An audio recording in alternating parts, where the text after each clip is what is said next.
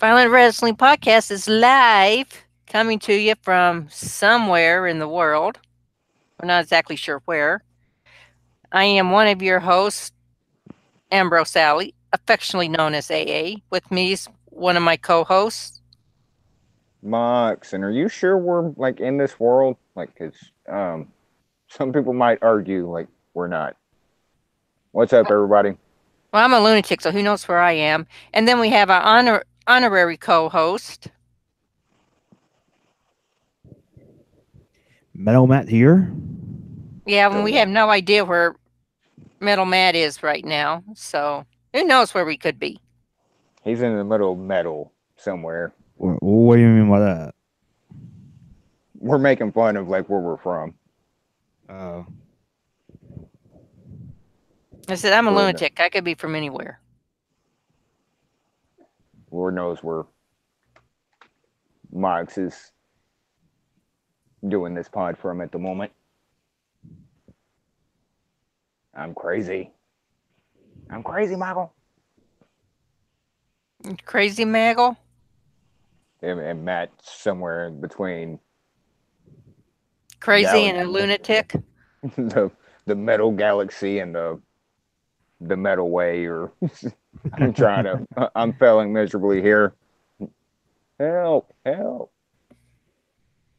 And this is our episode on how bad we did at making predictions for NXT TakeOver and SummerSlam. Speak for yourself on Takeover. I did good on Takeover. I did pretty good on TakeOver. Now, a SummerSlam, that's a whole different ballgame. Or wrestling show, or football game, or whatever you want to call it. I wish I would have wrote down everybody's predictions as we went through it last week. But since it was the three of us, I'm sure we'll Remember, remember. Yeah. Um, let's get started with anything happened before Takeover. Anybody want to talk about real quick? I have Nothing. nothing. Matt? Metal Matt? not that I can think of. Moxie? So, nah, just I saved myself for. Whoa, okay. Um, for Takeover, SummerSlam, Raw, and SmackDown. Like I didn't do any wrestling from the podcast until Saturday, just because that's a lot of time to spend in 4 days watching wrestling. So we'll start with NXT TakeOver Brooklyn Brooklyn 4, right? 4. Yes, ma'am. Back in the Cool. house. We open Takeover with the NXT Tag Team Championship match between the incoming champion Undisputed Era versus Mustache Mountain. Mustache Mountain. Sorry. I mean, I'll be honest. I missed the first couple of matches on Takeover because I didn't realize it started at 6 Central. I thought it would be starting at 7. So I missed the first two matches. That and the fact that I was a Jack in the Box. Jack in the Box. Jack in the Box. No comment.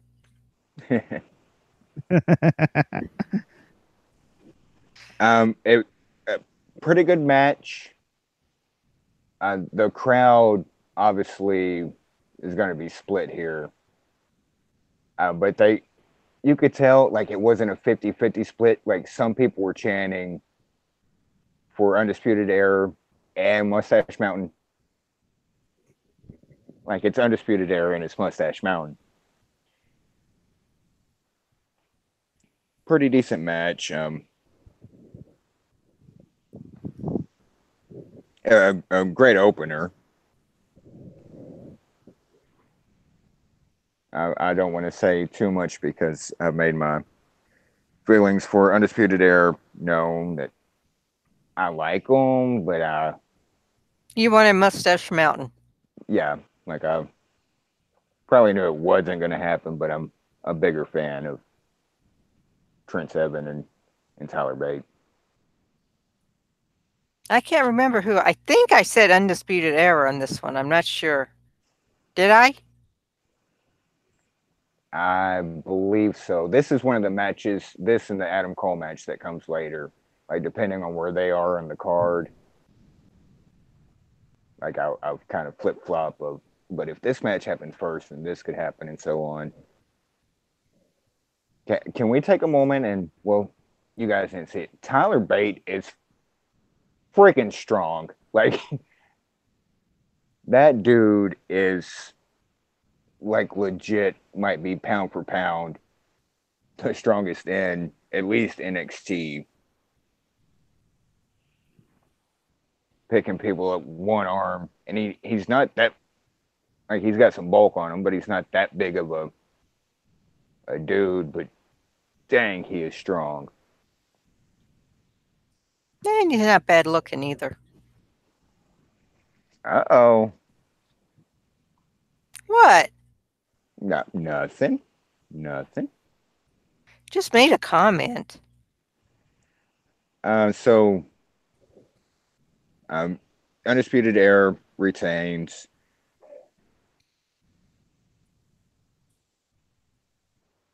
It like I said, it was a good match. Like, the whole takeover was, it's takeover. Like, has there been a bad takeover yet? Not in my opinion. There's a lot of hard hitting, a lot of Mustache Mountain, working underneath and trying to come back and trying to come back.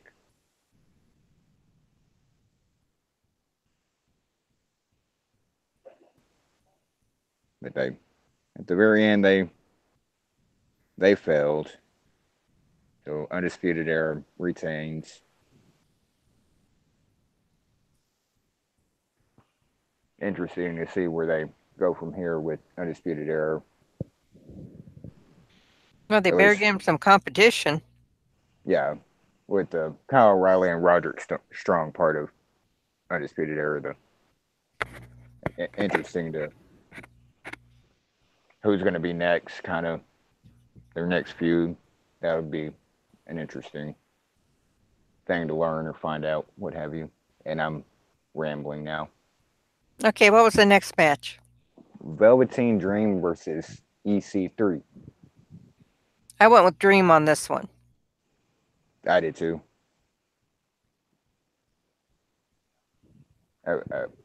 With the one little qualifier I added in, and I do remember saying this, he either wins this or he's the newest version of Tyler Breeze, having great matches on takeovers, but never like winning at a takeover.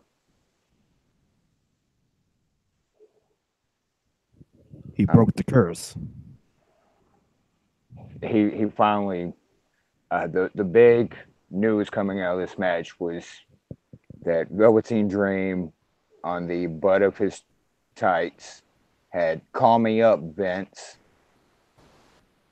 and I noticed it as soon as he came out, and I said, "No way does that say what I think it says." And sure enough, it says "Call Me Up, Vince," and I thought that was just perfect. And this was another match where both are over with the crowd. Let's go Dream, EC3. Let's go Dream, EC3.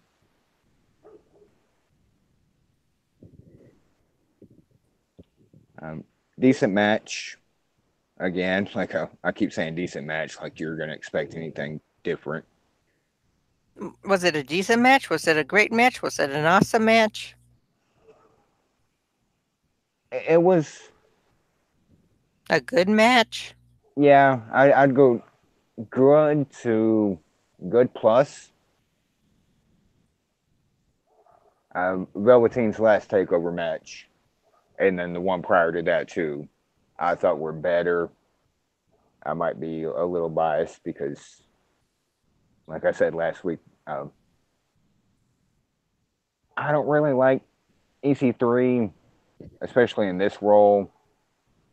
But that's more a character thing. It it it served its purpose. I liked it. I didn't walk away like, oh, that's so bad. Like there's some. It's high quality. It's an NXT takeover. And our I, next match. Give me 1 second. And next we go to the NXT North American Championship match between. Oh, yes. Oh God! Somebody else say his name because if I say it, I know I'm gonna get hit by two babies. So somebody else say his name, the incoming champion. So I don't have to. Adam Cole, baby. Versus Ricochet. Thank you, Matt. And And this might be the match I was looking forward to the most on the card. yeah, And I this was called the it. match. This was the match I got to see. So this was the first takeover match I saw on the show, Yay, I and don't it have to did talk not. to myself. And it did not let me down in any way, shape, or form.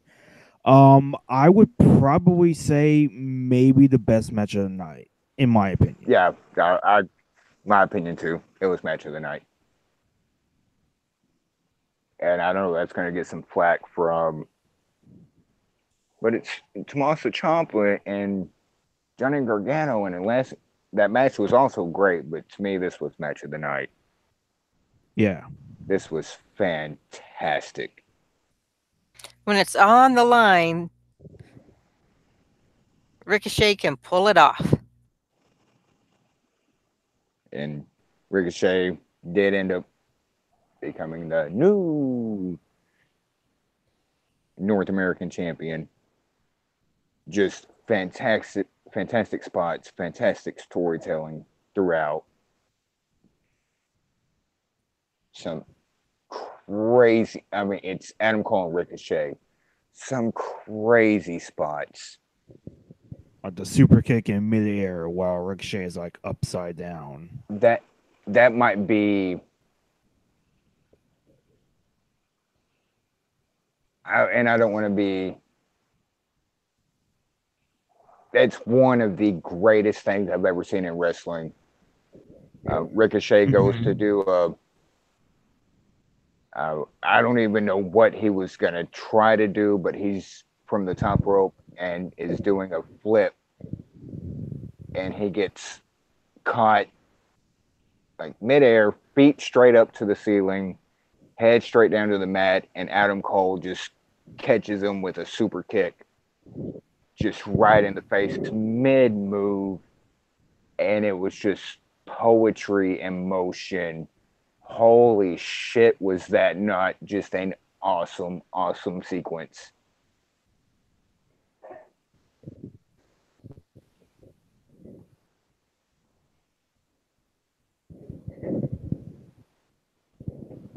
They Yeah, I could think this match really delivered. somebody on somewhere they could have practiced that 1,000 times and never gotten it that perfect. I mean, that again one of the greatest things I've ever seen as far as a spot like a singular, like holy shit that just happened.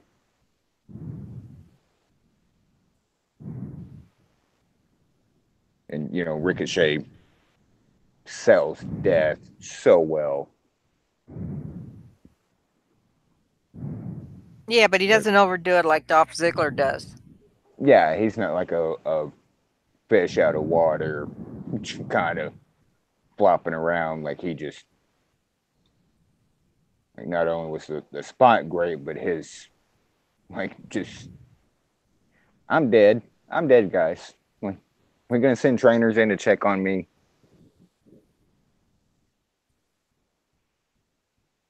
And I'm hoping, which I think sooner rather than later, Ricochet moves up to challenge for the NXT Championship.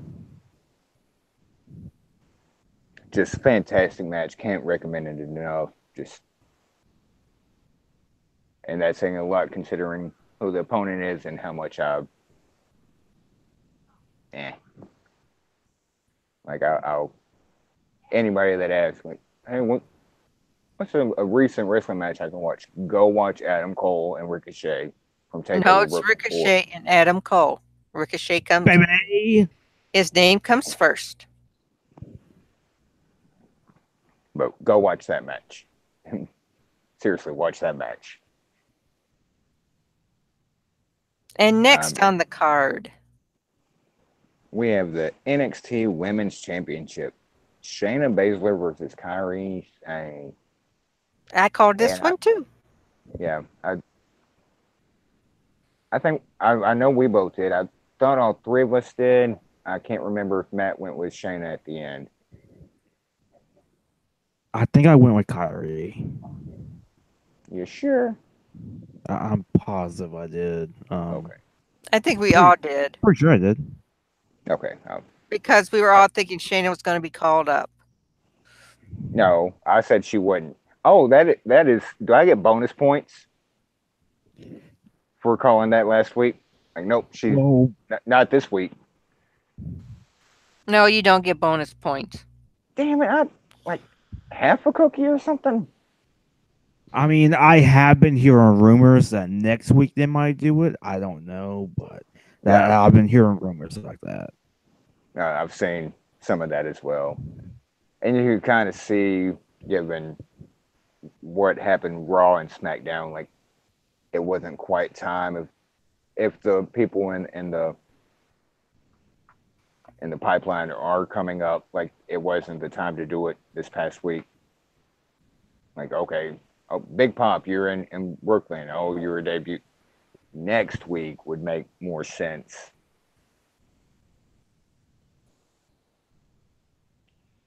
Um, so we have a new NXT Women's Champion. So on board with that.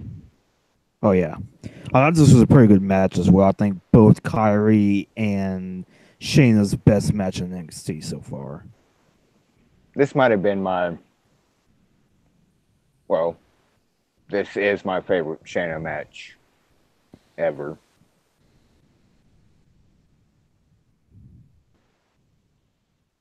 Uh, it worked. Like the match worked. The ending worked. Like everything worked. It flowed. Like it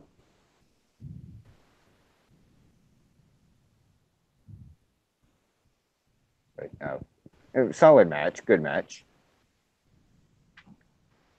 Was it Sasha and Bailey? From the takeover 3 years ago. Not even close. But that's kind of hard to. That's doing this match injustice to try to compare. But it was a good match.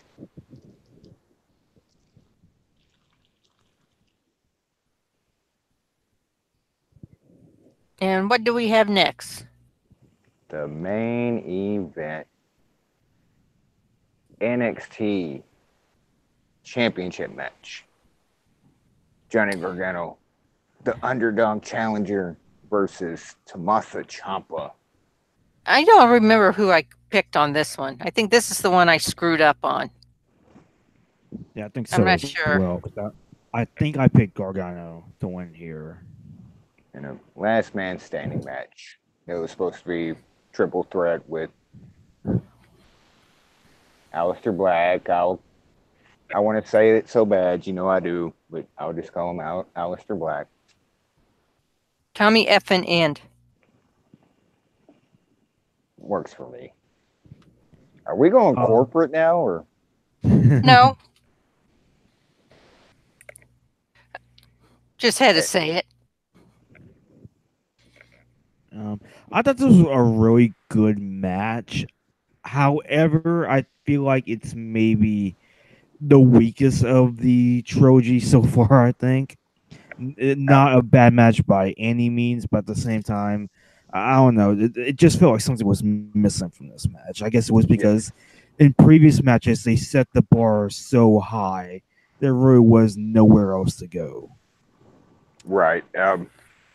I think if Alistair didn't get hurt, and if this was going to be a triple threat, that would have added so obviously, such a different dynamic.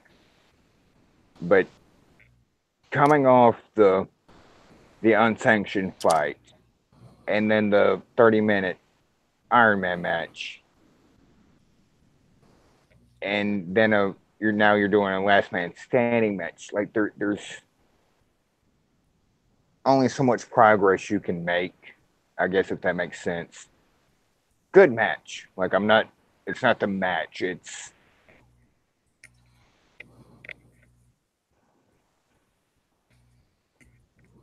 the and Tommaso Ciampa retains. The news coming out of here is maybe Johnny Gargano's knee injury is shoot. I'm gonna mute 1 second. I said I can't remember who I chose on this one, if I chose at all.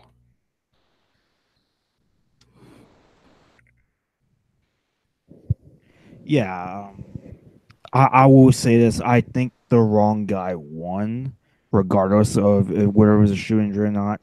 I really do think that Gargano should have won here. But with that said, I don't think it's the worst possible thing they could have done. But I do hope that this is the last time that these two face, at least for a while, because Same. it's time for them both to move on to the other feuds.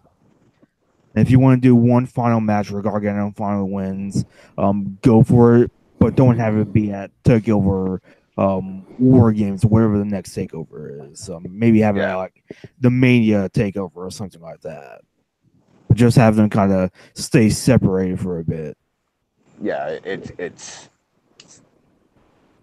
surely the chapter's closed for now. Not the book, just the chapter. And if the author wants to, well, I didn't really like. I've got another little chapter in me. I could, the book would end so much better with this little chapter than. But for now, just close that chapter and put it on your writing desk and ponder on what you think about the book you're writing. But for now, just leave it alone. Like, and this is outside of Gargano being injured, even if he wasn't. Like, move on, at least for now.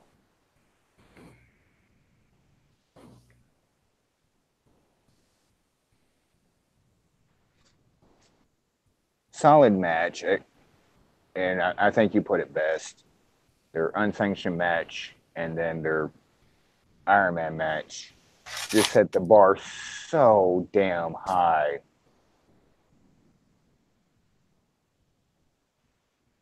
Sorry about the noise. I just knocked something over. Uh-oh. Hopefully it wasn't a drink. Nope, nothing important. Just a piece of metal. Uh-oh. At least, What? okay, the fur babies and Cassie are okay, so Yes, the fur babies and Cassie are okay. good match. Solid takeover like they always are.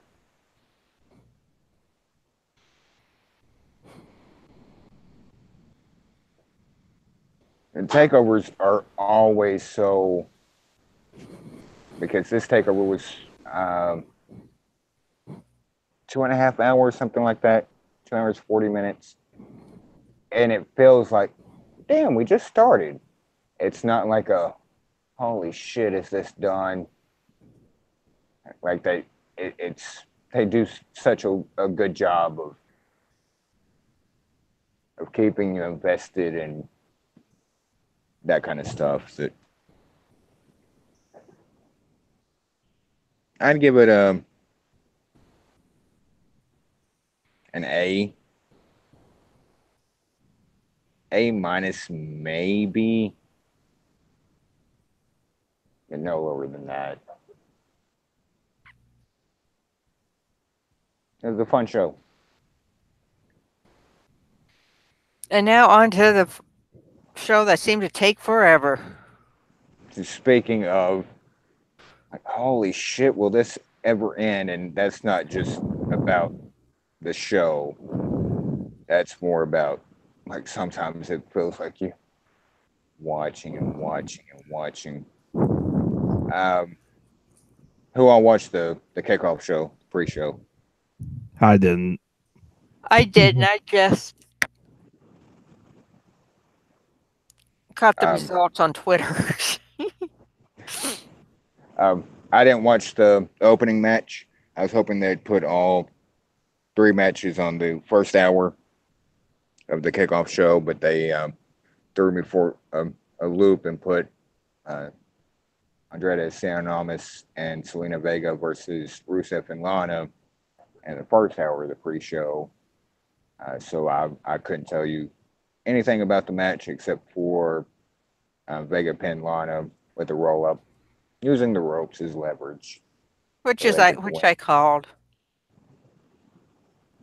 I mean, they had to go over here. That was my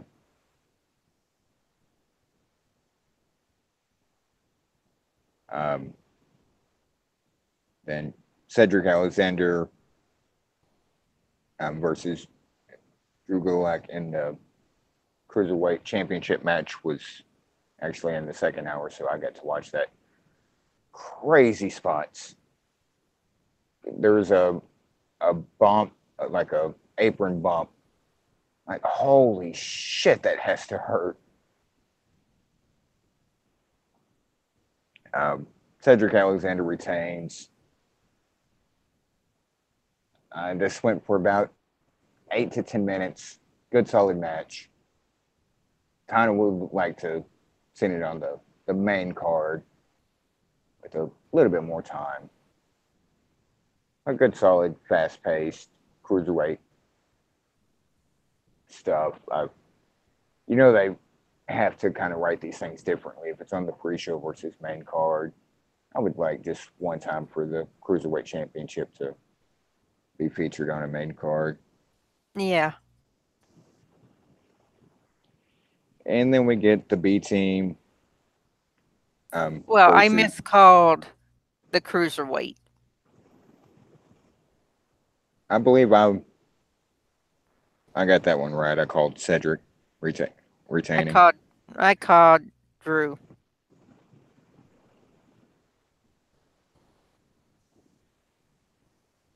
And then we go B team versus Revival, which is the last match on the pre-show.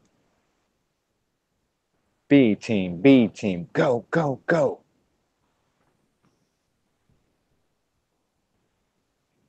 B team retained through, and the ending was a pretty good sequence of the kind of confusion at the end, and Scott Dawson has Bo Dallas pinned, referees distracted, and there's more than a 3 count. I think 4 count of a pin for the championship, and then Dash Wilder pushes Curtis Axel. Curtis Axel stumbles back, trips over the visual pin, and rolls them both over. So Bo Dallas pins Scott Dawson. The referee turns around and sees it. 1, 2, 3. They retain. Um, it happened. Like, that's what I can say about this match. Like, some funny spots, just nothing real interesting. Yeah, and I miscalled this one too because I wanted it to go to the revival.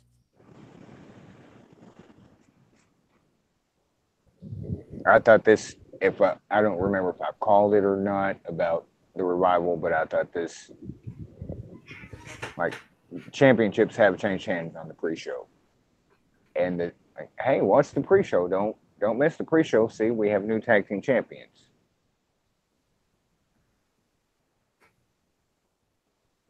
But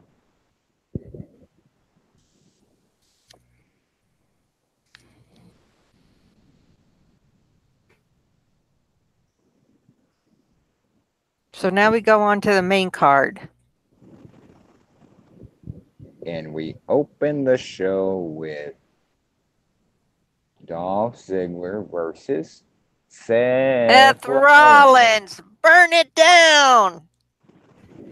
With Uncle Dino in his corner. Well, Yes. let's do it justice. It's Dolph Ziggler with the sociopath, the Scottish Scottish? sociopath, No, it's the Scottish psychopath. psychopath. Sorry, Drew McIntyre versus Mr. Burn It Down, Seth Rollins, and No. No, it was Dolph Ziggler versus Seth Rollins with Drew McIntyre in Dolph's corner and Uncle Dino in yeah, Seth's corner. that's what I think. That's what you're thinking, but that wasn't what you were saying. Oh, I was saying it was Dolph with the Scottish psychopath versus with, not and with, like in his corner, accompanied by. Oh, Dean looks so good. Like, Just goes to prove that a lunatic can take out a psychopath. this match was fun. I enjoyed this match. Yeah, it was a really good opener. I felt like it was a bit slow at the beginning, but I think as the match went on, it really picked up and it really became a really good match. I would say better than their Extreme Rules match. Oh, absolutely. It was, and you knew going in, with Dean being the equalizer, kind of how that story was going to play out, with Dean, but some of the how like every time Drew would, go to do something or Dolphin, and every time they'd turn around and Dean's like, motherfuckers, like not today, boo boo, not today, and like I'm here now. It's not 2-on-1 anymore. It's 2-on-2. You touch him, I'm gonna mess you up. I want a Dean Ambrose versus Drew McIntyre so bad I can taste it. The lunatic versus the psychopath. God, I want that to happen. But you got to hand it. Seth and Dolph did some excellent moves in the ring. Oh yeah, and as much shit as I give and other people give Dolph, like he can pull off some stuff. He, his selling like is Shawn Michaels is sometimes, but he can go.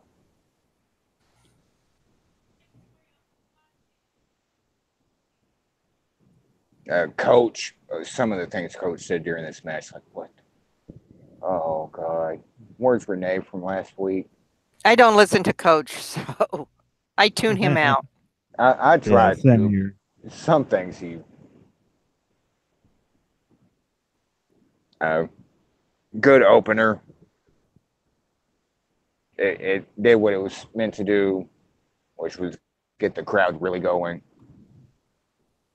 It did that, if not more so, because we have a new Intercontinental Champion and Seth freaking Rollins.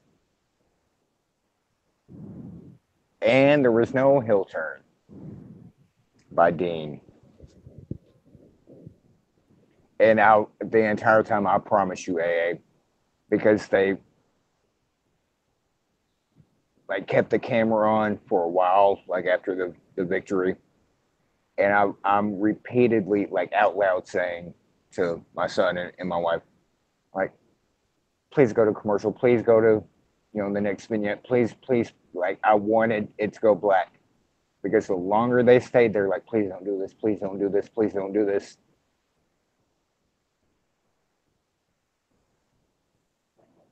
Giving them like the camera's still on for a reason. It's because Dane's about to betray Seth. Like, please don't, please don't, please don't. And once the screen went black, like, thank you, everything's good. Seth's champ. They're still brothers. We're good to go.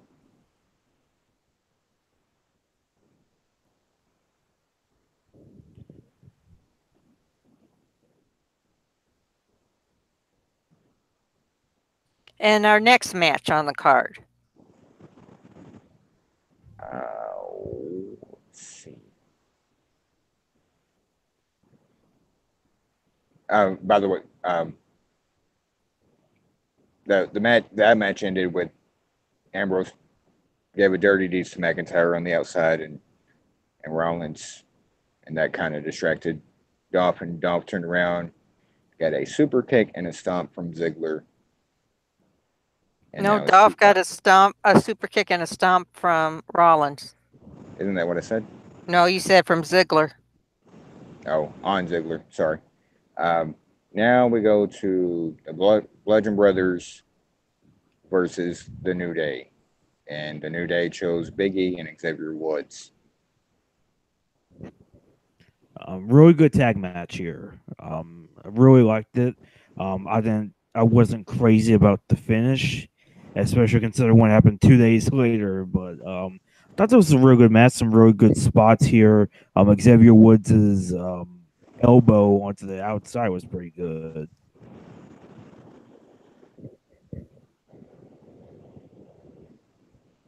Yeah, the finish for this match kind of,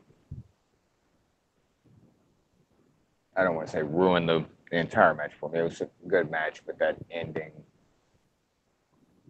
sequence was, oh, come on.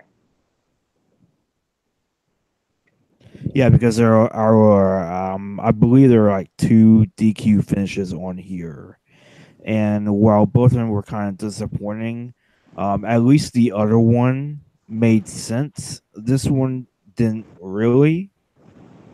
Yeah. This one, I don't.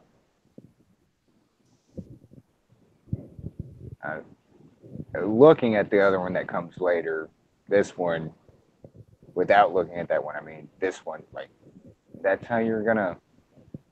Basically, was it? It was Rowan that attacked Woods and Biggie with the mallet, and then Harper did too. So New Day wins by disqualification, but Bludgeon Brothers retain. And word coming out from SummerSlam is Rowan. It's not just word, like it's been made official. Rowan's hurt, just had surgery, so he's out. And we'll talk about SmackDown in a little bit. Um, good enough match. Again, it wasn't my cup of tea, but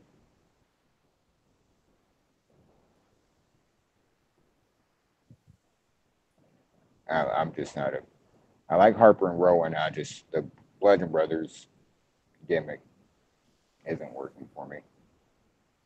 It was great at first, but it's run its course. It was a short-lived gimmick. Yeah. Like once they went from the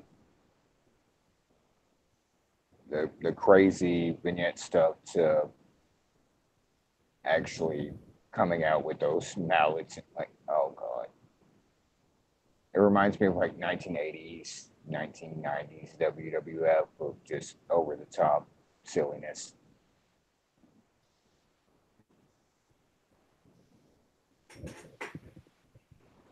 And then we get Braun Strowman versus Kevin Owens for if Braun loses in any shape, fashion, or form, he loses his Money in the Bank contract.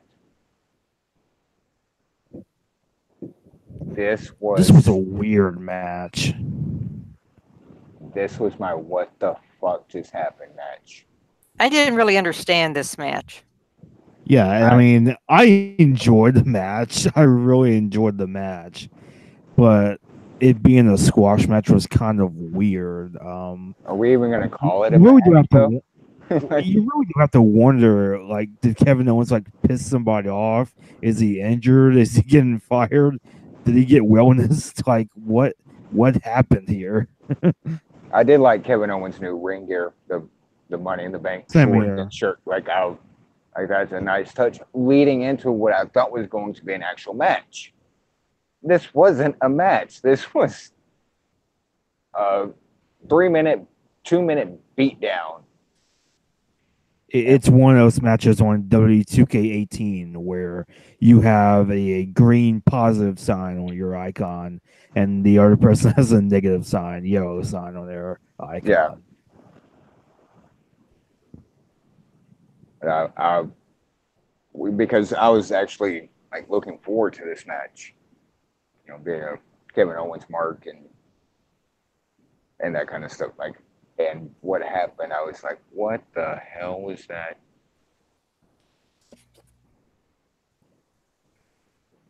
Yeah, not much to talk about here. Braun won in about a minute, 2 minutes, something like that.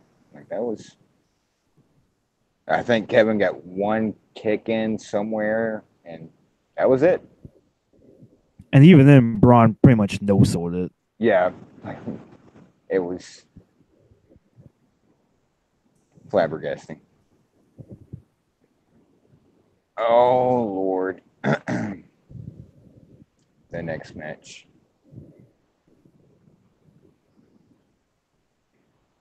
Carmella Ooh, defending her SmackDown Women's Championship in a triple threat versus Charlotte and Becky Lynch. I'm waiting.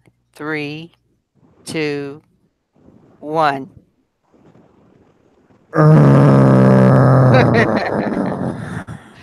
I knew this was coming. WWE, you had one job, and you couldn't even do that. Matt, you have the floor. Um, the actual match itself, I thought the first half of it was kind of weak. I don't know. There just wasn't much there. The second half of it was much better. I thought all three women were starting to gel together well, much better than they were in the first half. There were some weird spots here, like Charlotte's moonsault that really doesn't connect to anybody. But Carmelo does a pretty cool suicide dive on Becky. The finish of the match comes when Becky Lynch gets the disarmer in on Carmella.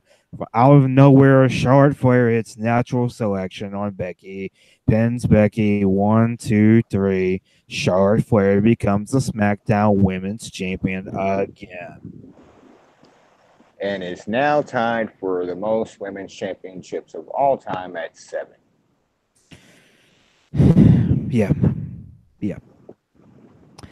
And after the match, as if that couldn't be any worse, Becky and Charlotte hug, and all of a sudden, Becky just clocks Charlotte, beats the crap out of her, throws her over the announce table, and leaves.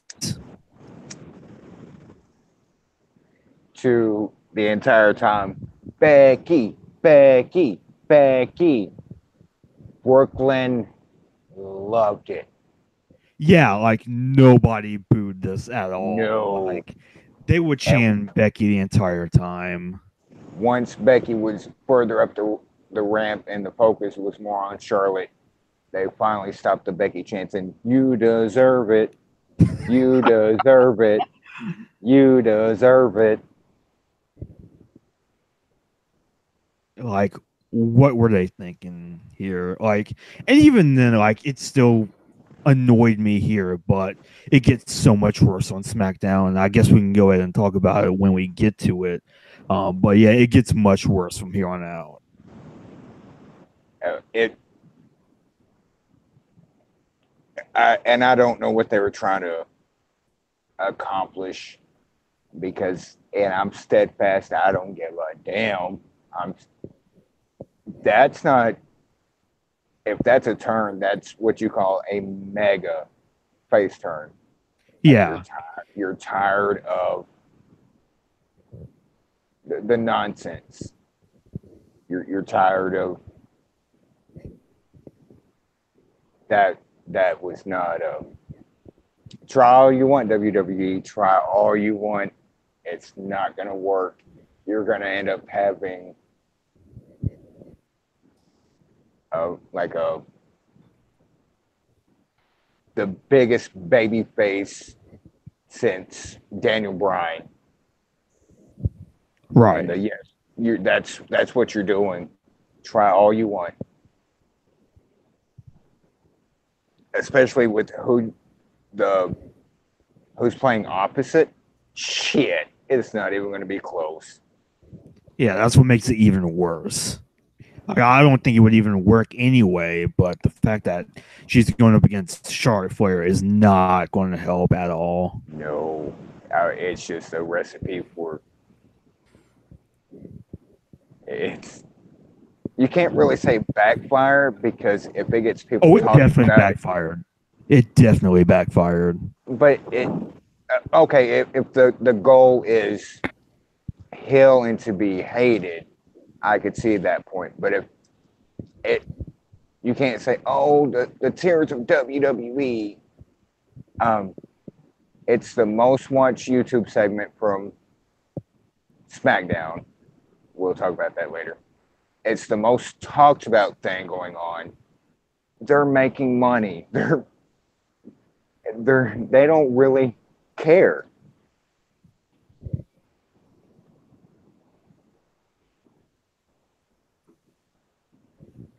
I, you think anybody in WWE is crying because Becky has almost 2 million views on their YouTube channel?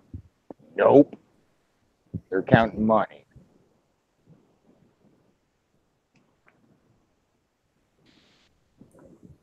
Becky still has her devoted fans.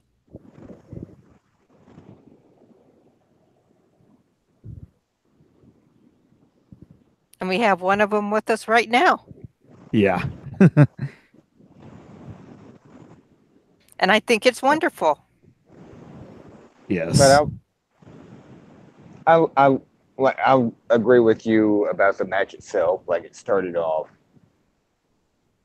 kind of rough around the edges, but once everything got going, like it really got going, and we all know from the Aleister Black Lars Sullivan match in NXT a few months ago, like when can knock people down when we're talking about the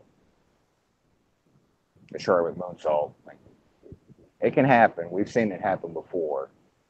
You can miss, and just the gravity of the wind coming through can knock people down. So she just needs to quit doing it, I guess, because it's yeah, I can do a backflip and either miss everything or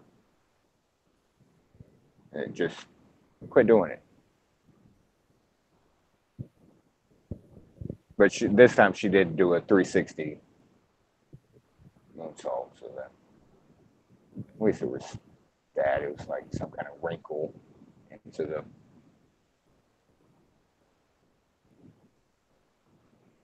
Anywho, yeah, first part of the match sucked. Middle part of the match got better.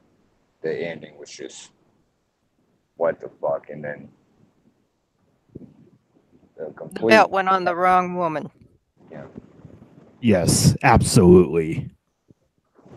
if this, I'd rather Mella retain than this. Like how, Yeah. excuse me, like how there's no rhyme or reason. I guess there is a rhyme or reason, but it It's not just good rhyme or reason, but it's yeah. a rhyme or reason. Like if Mella would have sneaked a win, okay, like I could at least see that. and set because I something think up for like Hell in a because I Cell think or something. yeah, because I think at this point I would rather have Carmella as champion over Charlotte. Not that I'm really that big a fan of Carmella as champion, but she's at least better than Charlotte in the sense that okay, it's while it's not necessarily a good reign, it's at least something different. Yeah, it's not the same movie we've seen over and over and over and over again. Right. It might be a movie that's kind of running its course, but we haven't seen. Uh, just like with the previous match, the tag match, like the ending of this just took me out of. Um, and we move on to AJ Styles defending his championship against Samoa Joe. I called Styles on this one. I know I remember that. I think I called Joe in this one, and I guess Or I did, technically got it right. No, or did Joe I did call win. Joe? Or did I Joe call won. Joe? I don't remember. I don't either. Technically, Joe did win. Yeah. This Yeah, match was TNA got a couple shout outs from the crowd. TNA, TNA, TNA. are This you is, sure they weren't just chanting for Tess Albert? well, maybe. You never know. Yeah, but It's bizarre. this DQ match though made sense. Yeah, This one that fit in the when story. like when I first saw it, I'm like, okay, that's kind of disappointing. I wanted Joe to win, but in hindsight, it really does make sense. And my guess is that this leads to a Hell in a Cell match with them. And if Oh, yeah. that's the case, then that's going to be amazing. Yes. And this match was just full of It was good. brutality and anger and just goodness and goodness and goodness. Just like I really like this match. It was Joe doing Joe things, leading up to the match and in the match, and AJ slowly throughout the story and in the match itself, just breaking little by little, little by little, little by little.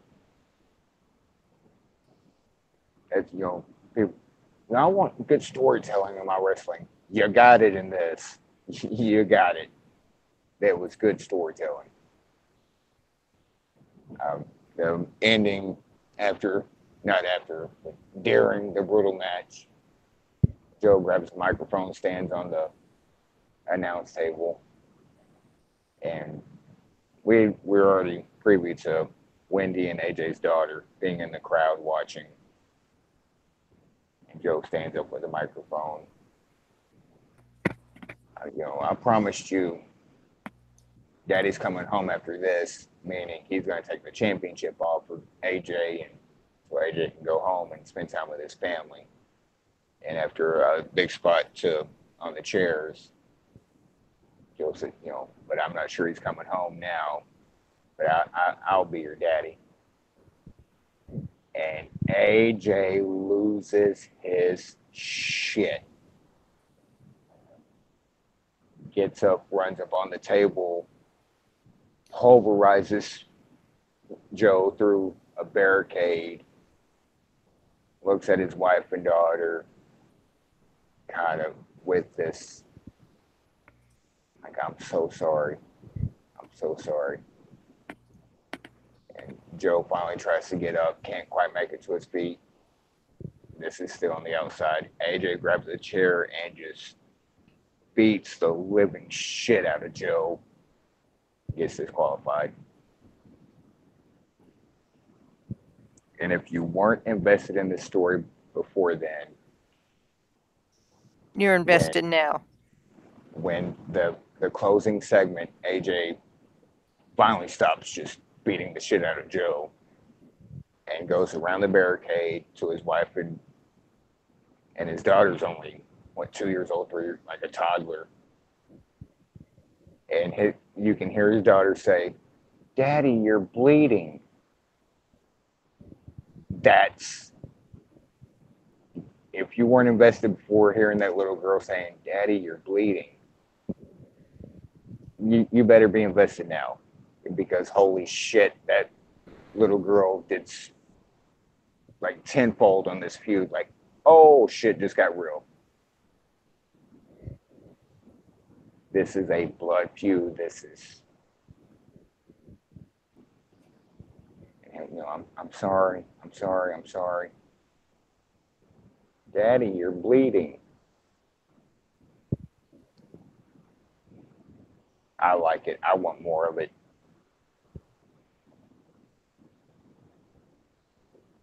And moving right along.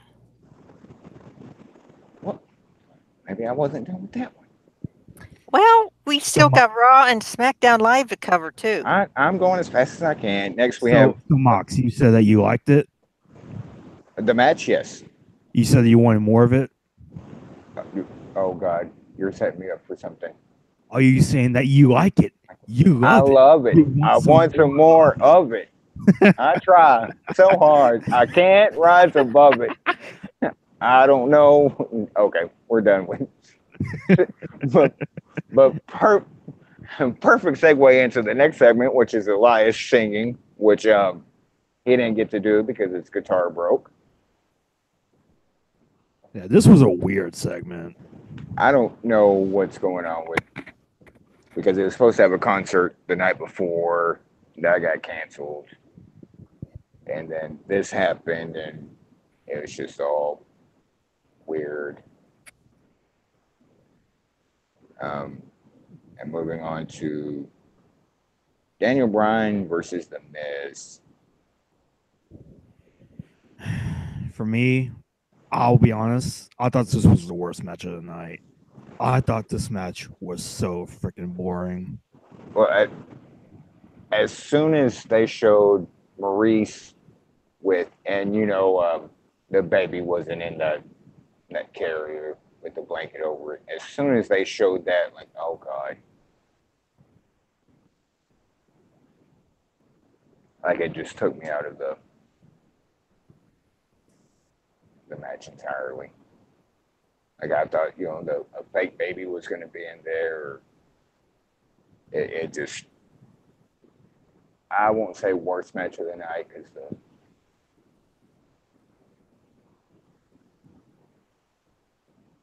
they put on a good match. When they did, it's just all the other stuff surrounding the match.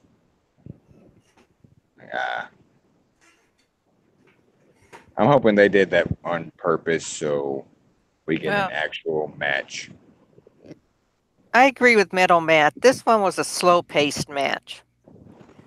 Yeah, and it's like maybe they were holding back, but why? Why would you hold back? Really, in any match, really. Like, I don't know. Like, I would say if you're a wrestler, your philosophy needs to be that every match you wrestle, you want to wrestle like you're in the main event of WrestleMania. And holding back at, especially at events, it's one thing to hold back at, I don't know, Backlash or Backlash or great No mind. Mercy or TLC. You and I said Backlash at the same time. Yeah, but like it's one thing to hold back like Backlash or TLC or No Mercy or a B pay-per-view like that. But holding back at an event like WrestleMania, like Styles and Nakamura, or SummerSlam with Miz and Bryan, I don't get why you would do that.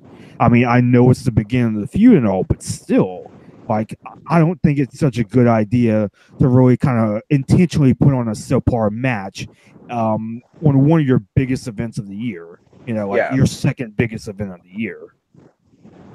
I mean, and look at what they did the previous match with Joe and AJ. They didn't hold back at all. Yeah. And it was the beginning of the feud, and they did not hold back at all. Like they went deep. I almost used something that I might blush at if we're with AA, but they went in on that match. There wasn't this. Well, guys, the story is going to continue, and we'll get a better match next time. They, like I said, left us with, oh, we're going to get a another match next time, but we want to see it now because of the match you just left us with. Like, please, I want to see AJ and Joe alive. Like, good lord, the animosity between the two. And there's animosity with Miz and Bryan. It just didn't really come through in this match. Like, yeah. It hasn't even come across in the promos lately either against each other. Well, Joe's. I'm talking about Bryan yeah, and yeah. Miz. Sorry. Yeah, because it's been so. I don't know what happened there because it was fire, a few years ago, and now it's just kind of repetitiveness and stuff like that.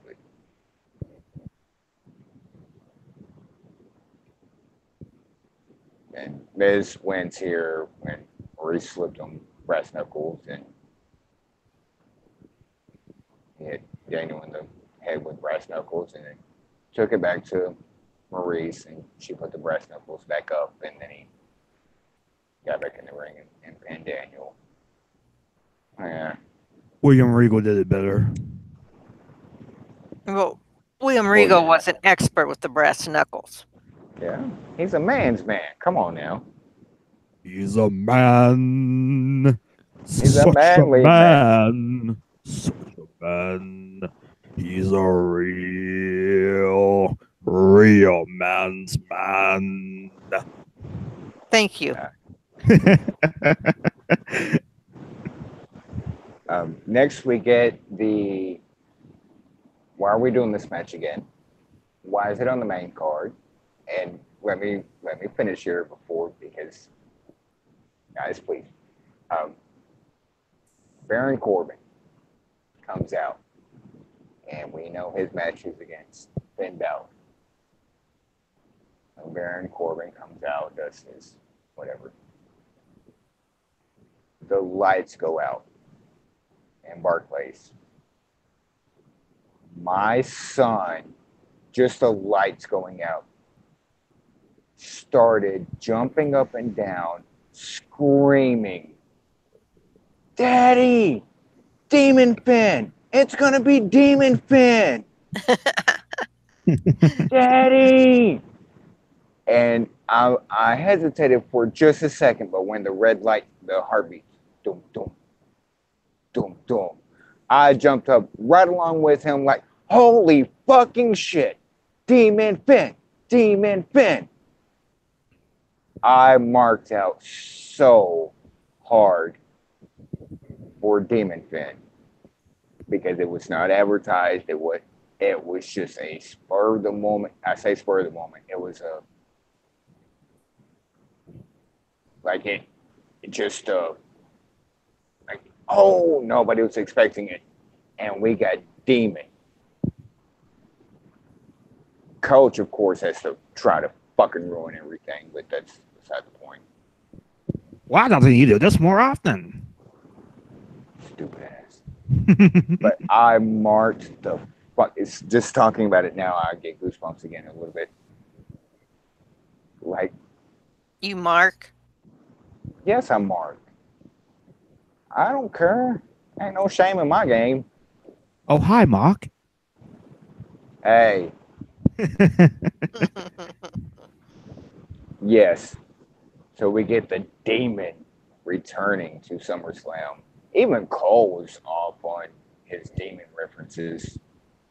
We haven't seen the Demon in over a year. And Demon Finn was there last October or something. Demon Finn hasn't been in SummerSlam since 2 years. Demon Finn was there last SummerSlam. Like I wouldn't let commentary take me out of. Holy shit, the Demon. And Demon just absolutely squashes Baron Corbin. And credit to Baron Corbin for completely shitting his pants. So, no, I wanted Finn Balor. I didn't want Demon fan. Like, Yeah, I will say that. So, like, Corbin really did sell it very well. no, and you can hear him like, I didn't sign up for this. That's not, no, no. Like, and then he got his ass handed to him, and Demon Finn didn't even lose anything of his makeup, just whoop some ass and left. I don't know Yeah, how I you thought rate this was really entertaining. For a match that I was fully expecting to be the worst one on the card, it really did do a great job. With that said, though, was it worth bringing the Demon back for this match and this feud? Uh, it's about the only thing that could have saved this match, True, true. if that makes sense. Right. I Like get you saying. it's the and if nothing else, like it's a highlight coming out of SummerSlam, like just in case people had forgot about Demon Fan. Like, oh yeah, he can pull that out, when he needs it. That's what she said. Oh my gosh.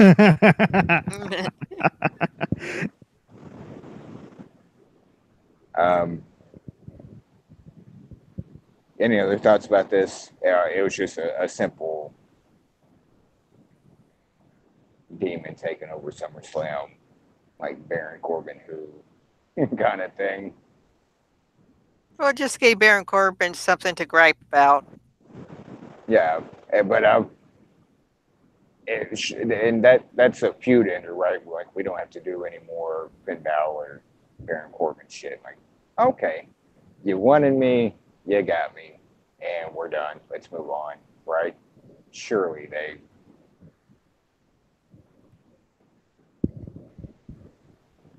Yeah, they I re- hope it's over and done with.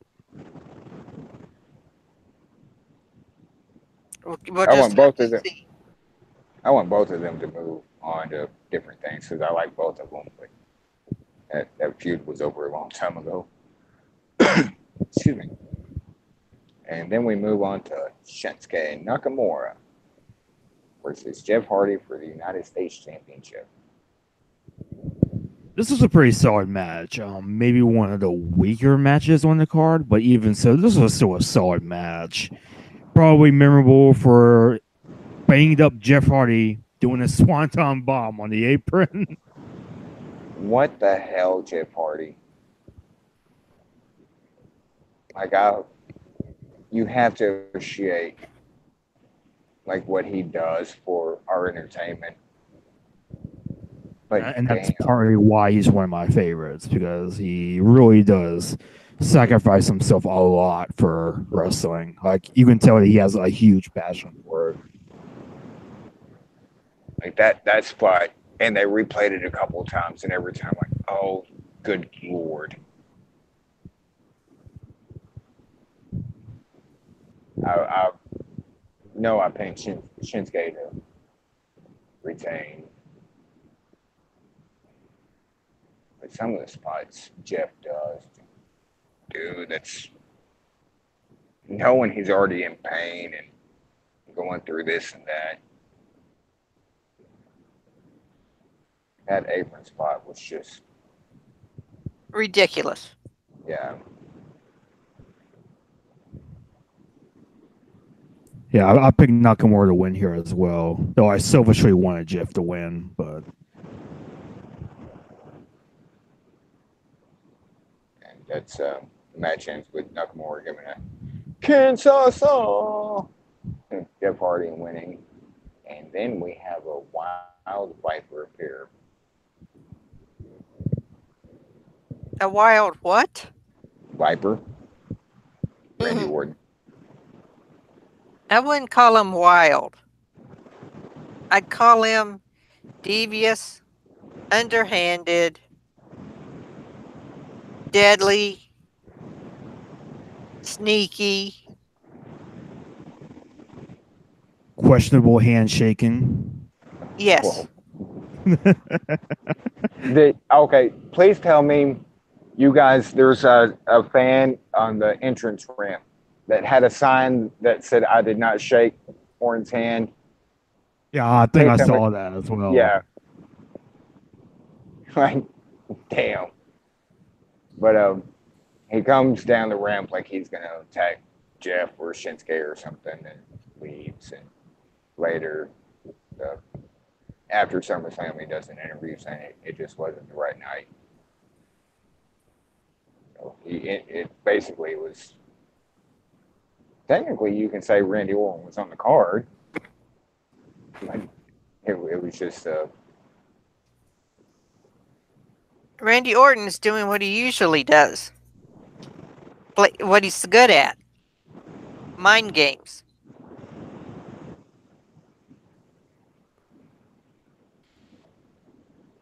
oh gosh. Next we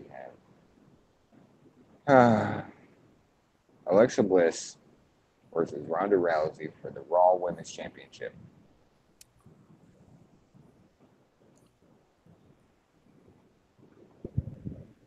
Even though this match went a bit longer than it needed to, this was exactly the match it needed to be.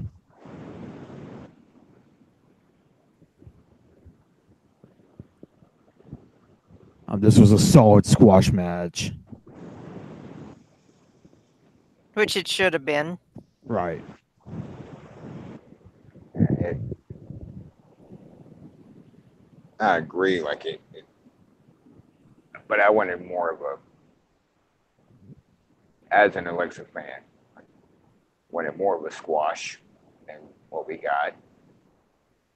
It was just such a weird, aged and match. Like it.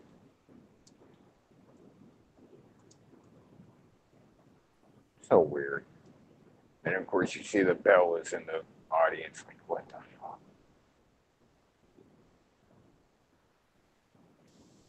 They, if it was on the pre-show, I don't remember, but they gave an interview. We're going to be ringside for the Ronda Rousey match. Like, why the hell are the Bellas back? Yes. Why? Why? Because they got to Today, do the Total Divas and Total Bellas thing. So they have to make an appearance. I thought we were done with them. they're back. This match was what it was. Like,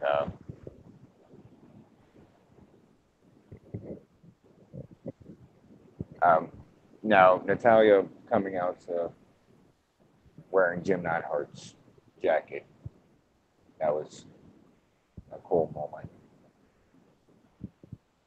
And they even referenced the 1990 SummerSlam.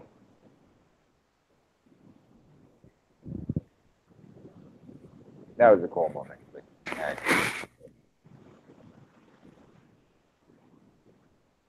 just a weird way of setting up a match.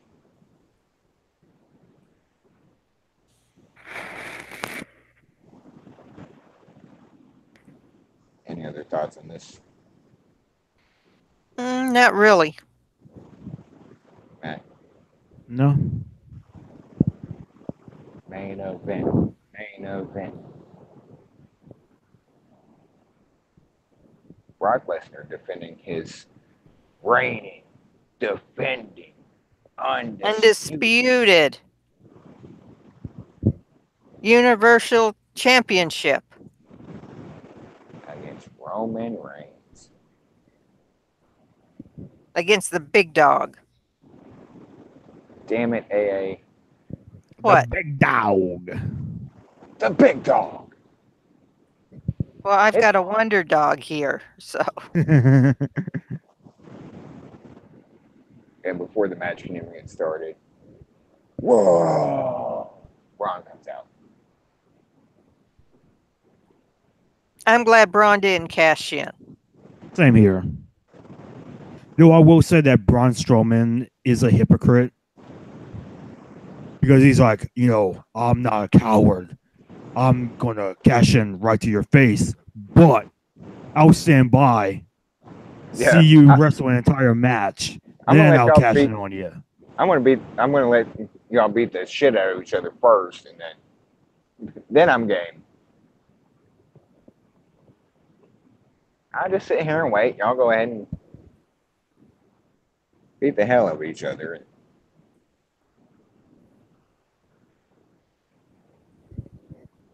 It did like add a little intrigue to the match itself, but that Yeah. was. I'll do it face to face. You might be, lying face down on the ground because you just had a grueling match, but hey, face to face. But I'm glad they let Lesnar drop the belt. Yes, the reign of terror is finally over. Thank The you. reign of Thank you. absence is finally over. It Thankfully. wasn't terror, it was absence. It's a combination of everything. Like, Absent terror. Absent error.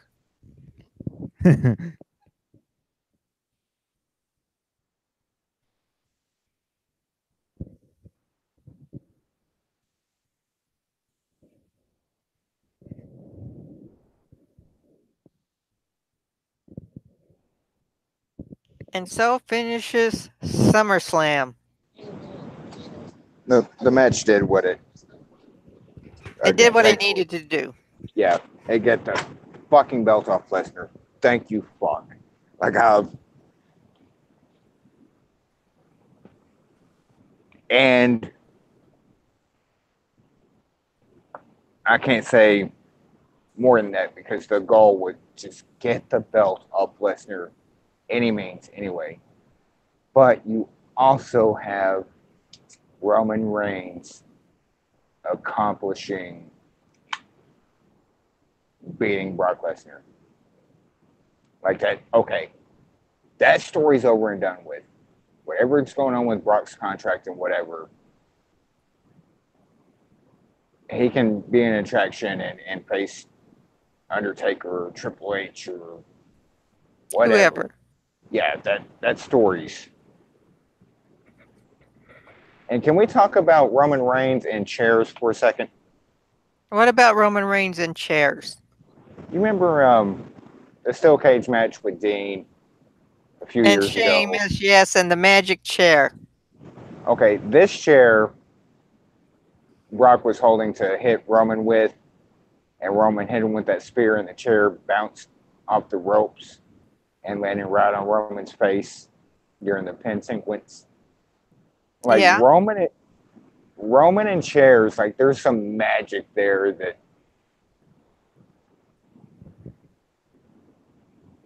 Like I gotta laugh at that because I vividly remember I'm gonna throw you a chair and it just lands next to Dean like on all fours and Dean just sits on it. Like you couldn't do that. You tried thousands of times throwing a chair over the top of a steel cage and it landing, the way it landed because it was folded and he threw it and it just landed, ready to sit in. And this time he speared Brock and Brock threw the chair behind him, and the chair bounced off the ropes and came back and hit him on the face. Like that's just great. Okay, so the chairs love Roman Reigns. Yeah, or he's got some kind of magical power over chairs or something. I thought that was just funny. Roman and chairs get along somehow in some universe. They have a deal somewhere. Unless it's an office chair and Braun Strowman's throwing it at them, then they don't get along. But metal chairs and Roman get along just fine.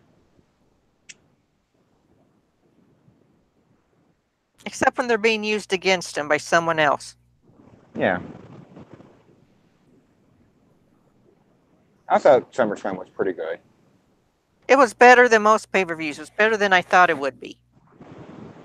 For all the shit it got going into it, especially on the Raw side of like rematch slam and like it was a lot better than I thought it'd be going in.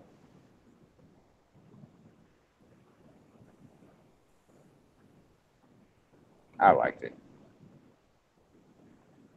So now we go to the infamous Raw after a pay-per-view.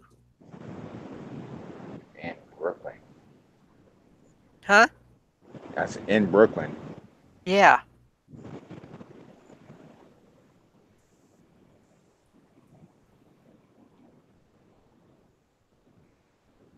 Viewer?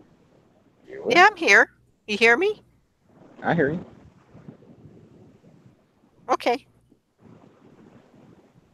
Just to, I did not like the first 2.5 hours of this Raw. It was so bad. I only liked the very ending of Raw. I liked one match and the very ending of Raw. Uh, I'm gonna go out on a limb here and say the match you liked was Dean Ambrose back, his return match. Yes. I mean, he wasn't playing around like he normally does. He went in and he was kicking ass.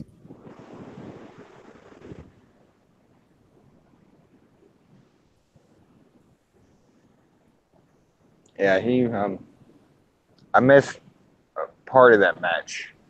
I sent you a message and said so. Stupid internet. What I did catch of it, he's got like not necessarily a different move set, but different things he's doing. He's just much more vicious with his moves. His clotheslines have improved too.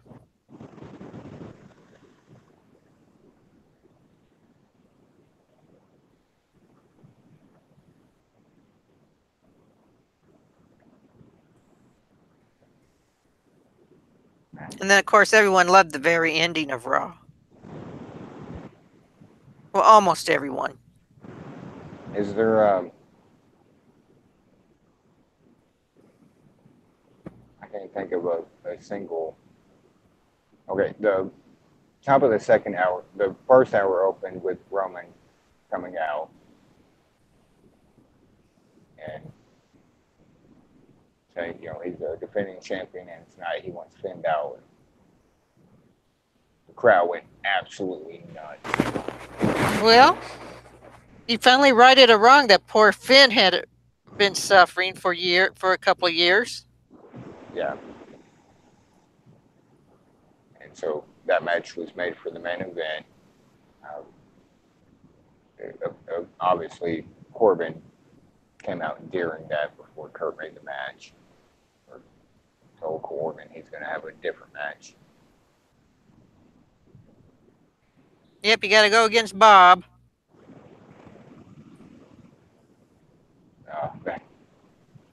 The mystery within a mystery of what the hell they're doing with Bobby Lashley. He has no direction. Like it seemed like they were going for a Elias Lashley feud, but apparently they seem to have dropped it. Yeah.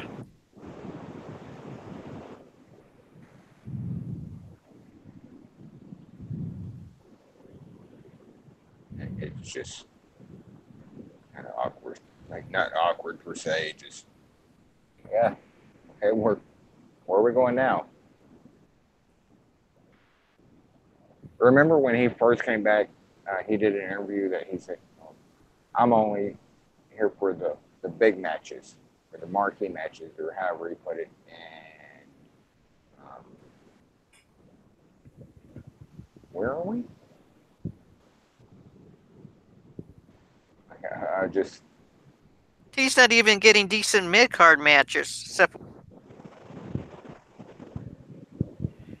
I mean, you had that little bit of a feud with Reigns, and then The Sammy stuff, and but that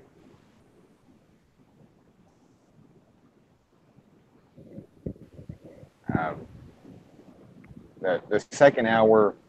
And if you guys want to talk about matches that I'm missing outside of the Dean before we get into the last 30 in overtime of Raw, that's cool. The second hour, my time would be 8 o'clock, so 9 o'clock Central. Opens with Triple H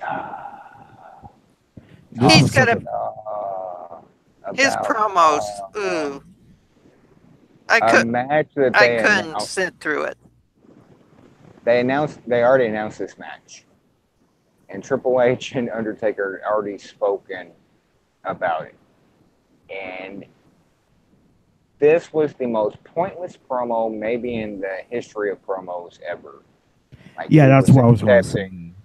say. Like what the fuck? What is it? Because it's Brooklyn and you do NXT and like are you? That was the most pointless shit. Except except for maybe some self pat on the back stuff.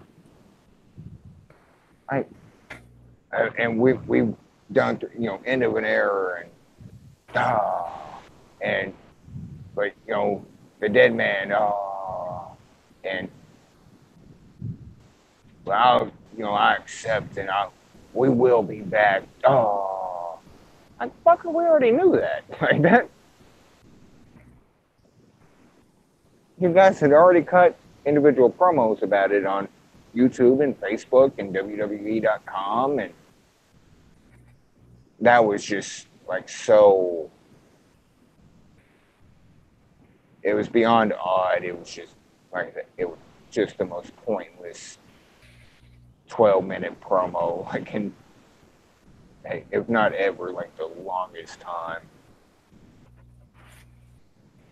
I I could expect actually, when that came on, I couldn't sit through it, so I was watching something on Rocky Mountain Pro while that promo was going on. I kept I just expecting couldn't like take it. either Taker to show up or at least before he left the ring like the lights to go out and go like something and nope just on to the next segment and then we get top of the hour the the second hour my 9 o'clock hour the 10 o'clock Eastern hour. What the hell was that Ronda Rousey championship celebration supposed to be? So Steph could talk about herself. It was supposed to be them trying to recapture the magic of Vince in Austin. They failed miserably at it. Like Yeah. just, Oh, that's what it was. I didn't get that. yeah, that's been the where they wanted to go with Ronda, even leading up to Mania. Like since Ronda's debut is they want Steph to be the Vince and Ronda to be the Austin in this story, and it's not even close to working. No, because for one thing, you can't capture that lightning in a bottle. They just had Vince and Austin had the charisma to pull it off. And Stephanie and Ronda do not like that. Stephanie's got some charisma. She doesn't have her dad's, and Ronda can no way be a Steve Austin esque character. Like it just doesn't. Ronda can't cut a promo as well as Austin can. It's just. Uh, um, You don't believe I don't believe Ronda's promos. Like you believe Austin. He put conviction and belief behind his. absolutely. And so you open the show with Reigns, which is okay. Like he just the night before won the Universal Champion. and you set up the main event. But the other two biggest points in the show are the top of the second hour and the top of the third hour. And you have H and Stephanie in ridiculous ass segments. Like Oh, usually, H has lost it. Has lost some, even with his pauses that he does. He used to be pretty good at his promos, but this one was just. because there was no point. Like It was it was, just blah. yeah. So you take like if you're those are usually like very reserved spots, and apparently they are because it went to H and Steph here. But those are like where the eyeballs are. Like somebody watching, and I'm just going my time, 7 to 8. Something goes over at 8, flipping channels, and sees, you know, what's on USA at 8 o'clock. Oh, what's this? Or 9 o'clock, and they were both so bad.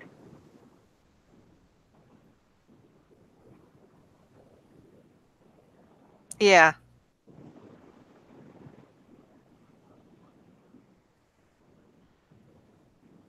And on to the next big surprise that overdid Steph and Triple H.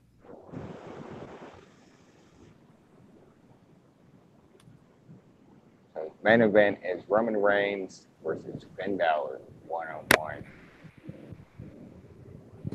for the Universal Championship. And damn if they didn't put on a hell of a match. Yes, it was an awesome match. Yeah, it was They've done really it good. before. Yeah, their number one contender match from 2 years ago is so underrated. Like they work really well together.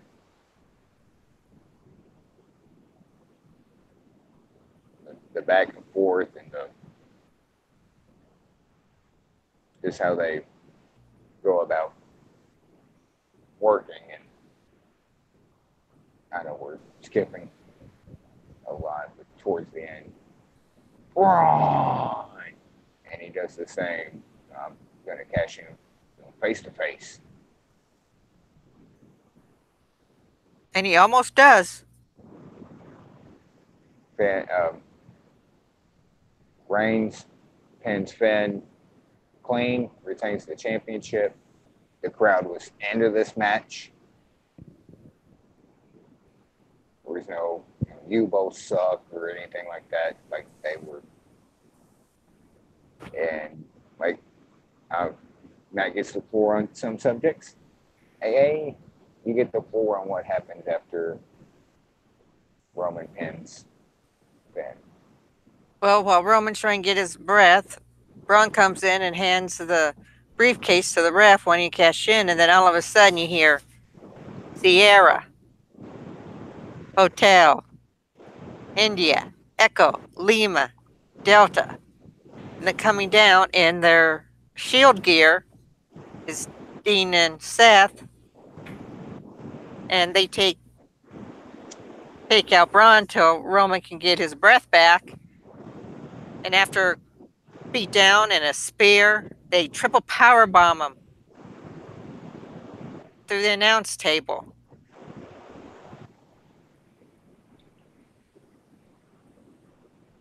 And they stand triumphant.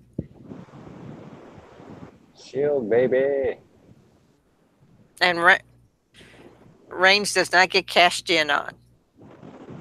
And that is how the reunion of the Shield should have been done in the first place, Yes. without any teasing or anything. It should have just happened like that, because you did not see it coming.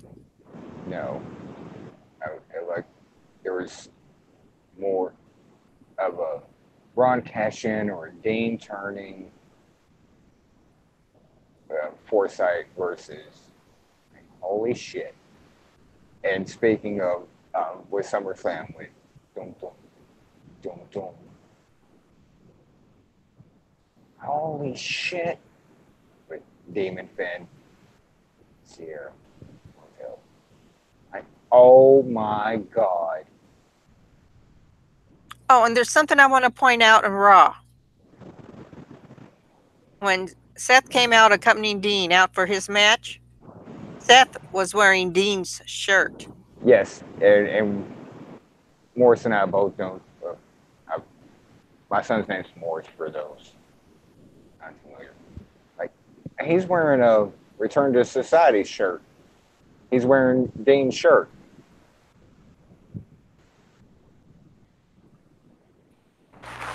I thought that was cool. That was a neat touch. And especially, what happened later. The only thing I didn't like about it, the ending, was the actual cash in and the ref giving the briefcase to JoJo, and JoJo, Braun Strowman is cashing in his Money in the Bank, and then them having to repeat like, the bell never rang, the bell never rang, the bell never rang. It's not an official cash in. Well, once the Money in the Bank thing, ah, I think it should be done like it's done with the Gift of the Gods and Lucha Underground. You have to give a week's notice. that, or at least be consistent, because once, like, it was just so weird that I don't know how to describe it. It was just and that's such a minute detail that I just picked up on. He's cashed in, and then you could tell, like, oh shit, we kind of messed up, because that's not going to happen. We want Braun to keep the case. So let's go with, the bell never rang. The bell never rang. This isn't an official match. It's how the Money in the Bank thing is, I don't want to say run its course, but it kind of has. Yeah. Now, moving on to SmackDown, and I know Metal Matt wants to chime in on SmackDown because of a promo. Well, before we, Matt, what were your thoughts on the Shield Braun stuff? I thought it was really cool. I was not expecting the Shield to reunite at all, so it was really cool, and it was great to see the Shield unleash justice on that hypocrite monster, Braun Strowman. And this was not a heel turn. We can No, all it agree. wasn't. It wasn't. Yeah, this was just, They were doing what the Shield does, their own yes. brand of justice. I saw in far corners of the internet. They finally did it. They finally turned Roman heel. They turned the Shield heel. No, that's not what this was. This was No. a band of brothers do what band of brothers do. And now all we need to do is get the tag team belts on Dean and Seth, and they've got control. Dean's the missing link here, being the only one without a championship. That's why they need the tag team belts. Seth can be a dual title holder.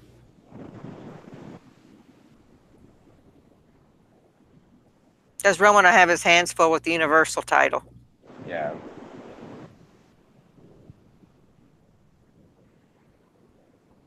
It's going to be good. It's going to be interesting to see what they do from here. Again, like, there's no storytelling in WWE. They don't know how. Bullshit. Like, they miss a lot, but at the same time, when they hit, and they hit on this. Like, oh, where do we go from here? Yeah, but can they carry the story now? Yeah.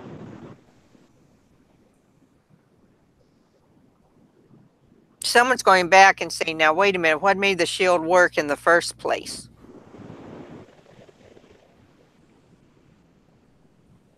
And that's coming in and kicking ass and not taking names.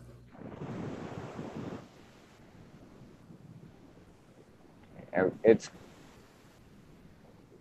uh, and maybe to a fault, I give more leeway than I should. Like, yeah, I'm disappointed a lot in some of the things WWE decides to do, but good lord.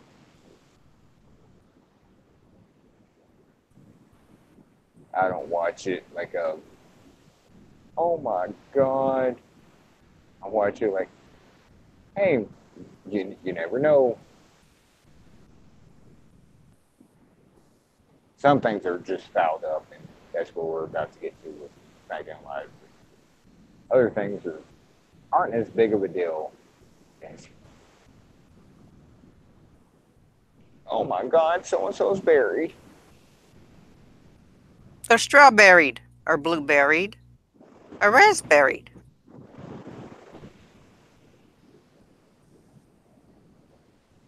Some things are worthy of it, some things aren't, I guess. So let's move on to SmackDown. And this will be a Metal Matt you had before. Well, first things first, before we get to a certain segment, I just want to point out for the record, they finally gave the Iconics a win. Finally. It took them long enough.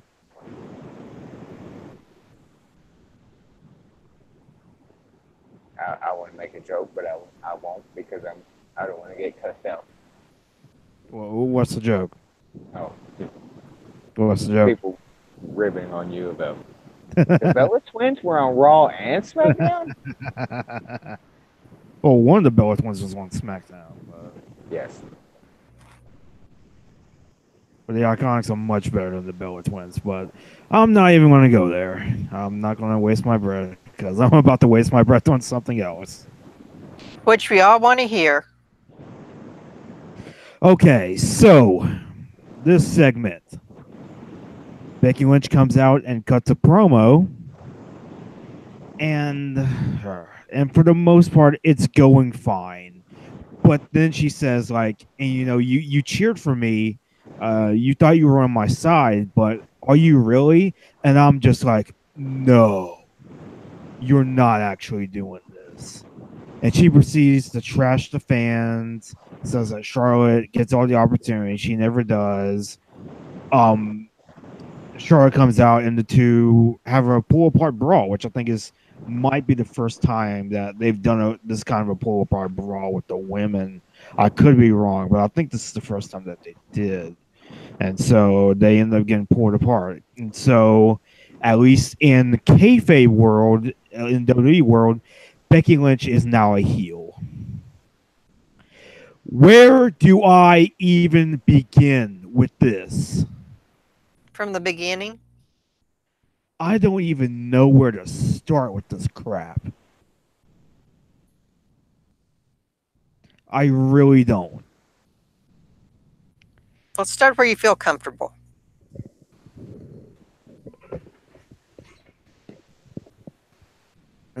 All right, so first things first. Like, they are trying to paint Becky as the heel here. They're basically saying that she's jealous of Charlotte, which that's just, I don't even know. Like, I am.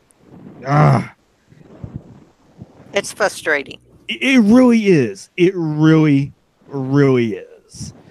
Because, like, okay, maybe this could work. Maybe not necessarily a full-on heel turn. Maybe give her an edge. Maybe give her a shades of gray. And I honestly thought that's maybe where they were going here. But then she talks about the fans. And I'm like, okay, yeah, they're trying to make her a heel now. And it doesn't make any sense. Like, even from a delusional heel's point of view, it doesn't work. Not only were the fans chanting Becky throughout the entire promo. The entire promo, they are chanting for Becky. And not only that, but before SummerSlam, Becky was outright saying, I'm going to win this for my fans. Like, it doesn't make any sense. And it's a betrayal. It's a betrayal of the entire character of Becky. They were building Becky up for months as this sympathetic face character, scratching and clawing her way back to the top. And the payoff for that angle is her turning heel. It doesn't make sense. It it might have made sense if it was against anybody but Charlotte. Even then, I don't know. But Because I will say this: Becky is probably the most over woman on the roster, maybe. Like, and like this is what makes no sense about it. Like, she doesn't work as a heel, and not only that, like, she's getting some of the biggest pops on the show, and like, she's one of the few people. And this has happened with Dolph Ziggler. This has happened with Bray Wyatt, where they've had some either bad or questionable booking, and they've never really been the same. Nobody gives a damn about them anymore.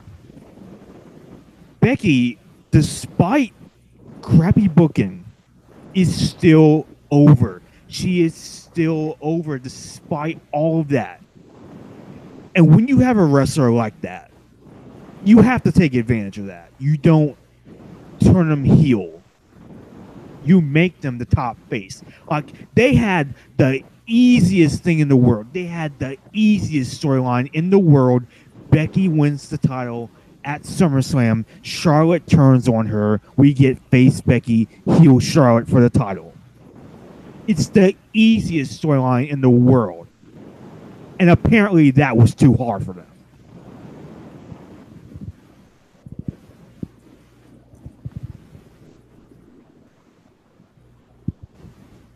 It just doesn't make any sense. It really doesn't. And I know that I've seen some people saying that, like, Becky, because Becky is getting cheered. There's no doubt about that. She got cheered at SummerSlam. She got cheered here. She was even cheered at a house show the night after SummerSlam. yeah, And I know that some people were trying to point out, like, oh, it's a smart town, it's a smart city. They're going to cheer Becky regardless.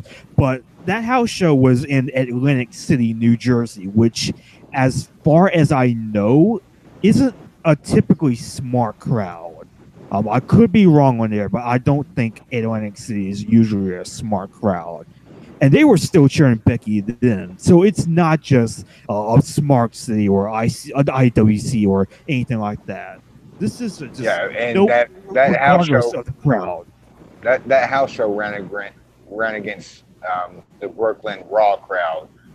So people had to decide or spend more money on going to see Raw after SummerSlam, or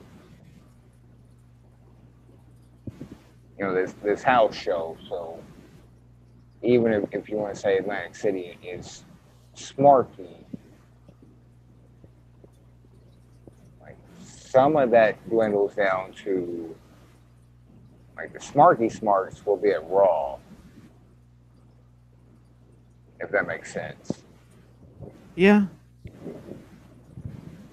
But Atlantic City isn't really known for being a smart crowd. Not that I know of. I'm just saying, like, even if that was the case, like, people in the area of Atlantic City, New York, the tri-state little thing, like, hey, I want to go see a show, and they're super smart. Like, you might can say that some would go to Raw versus Monday SmackDown house show, if that makes sense at all. Yeah. Atlantic City. I get what you're saying, but Right. it's kind of a little different. Of like they ran literally against. This would be more family. I'm assuming, I guess, like a more not family, but well, make it to Brooklyn, can't afford Raw tickets, can't and I'm not throwing anybody under the bus, but hey, we get SmackDown Live show here versus the smarkier crowd that would make the trip over the bridge to get to Raw. Yeah, and like, and even one of Becky's lines in the promo when she was like trashing the crowd is like, you're a generation, you're an opinionated generation, all talk, no action. And as soon as she said that, I'm like, wow, I think I know who wrote that line. It was either Vince or Road Dogg. Like, definitely, there's no way it wasn't. What got me was there's no hashtag give Becky a chance. Yeah, there is. Yeah, absolutely. Yeah, there was. Yeah, there is. I mean, it's just like I don't know, man. I don't know. I mean, It- it's like our friend Biff Kensington was saying in the live thread on SmackDown CSS. Like, he said like both. They're trying to fit a square peg in a round hole, and he also said something like, if something isn't working, they're going to double down on it, and that's what they did here. it's coming across as doubling up. Right. Like it's just. And I will say this though. It is worth noting that when when WWE uploaded the video of the segment to the YouTube channel, they cut out the part with Becky trashing fans.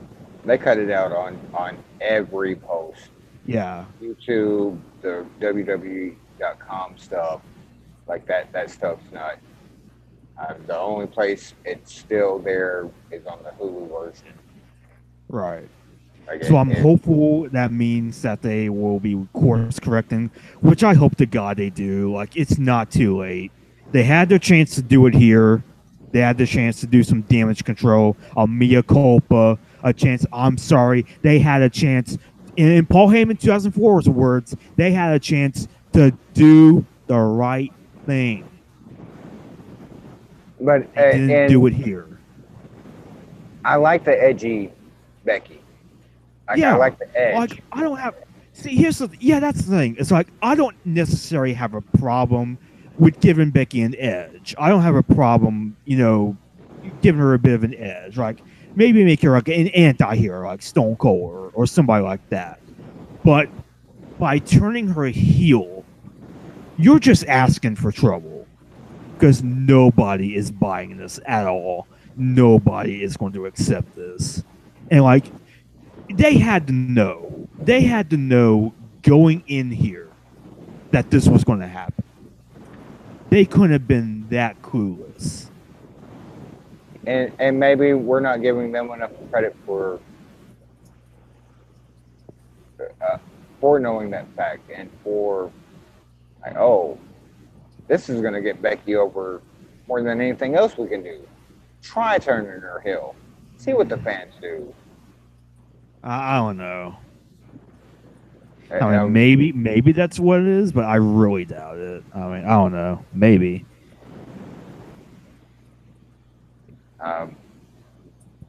Another big thing happened on SmackDown. Well, I was just going to say a couple more things before we got off of here. I will say this about the promo. For as bad as the direction is, I will say that Becky performed the promo very well.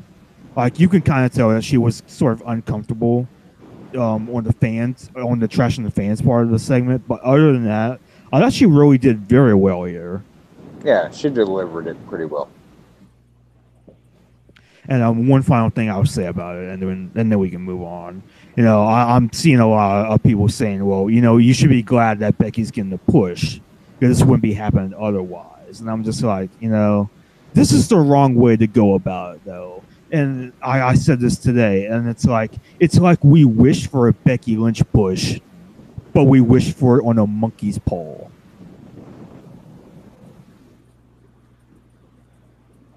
So yeah, hopefully, final thoughts on it. It's a bad idea. It's obviously a bad idea. The fans aren't buying it. Hopefully, soon, hopefully next week or something, or somewhere down the line, they'll course correct. They'll realize that they screwed up, and they'll do a double turn with Becky and Charlotte because that's really what needs to happen.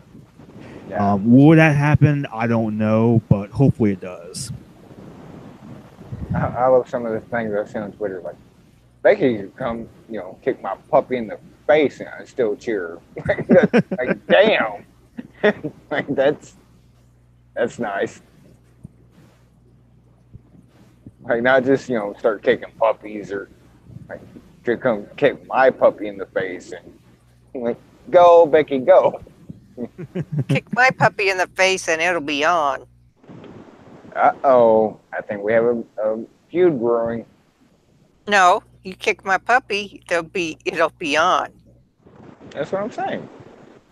Becky Lynch, if you're listening, open challenge. Come kick AA's puppy in the face and Hell in a Cell match. Fight forever.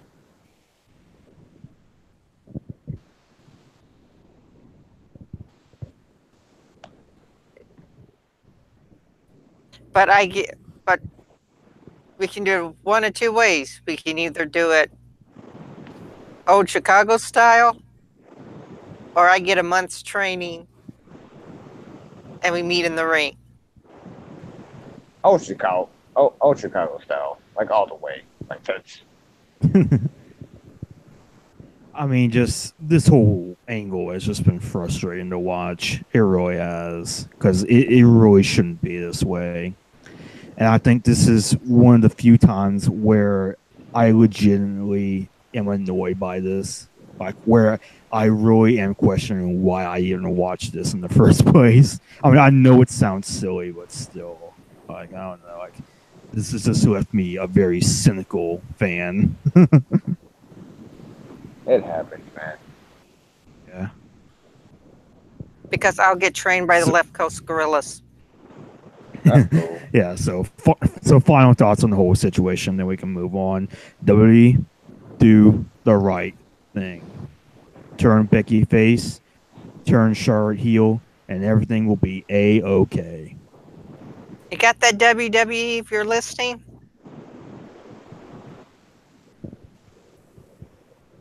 I've got Vince on speed dial. Let me. Sorry, bad joke. You do? Cool. I didn't say which Vince. I might have a friend named Vince. You never know. Vince Russo? That's true. No, I got Russo on speed dial. I wish.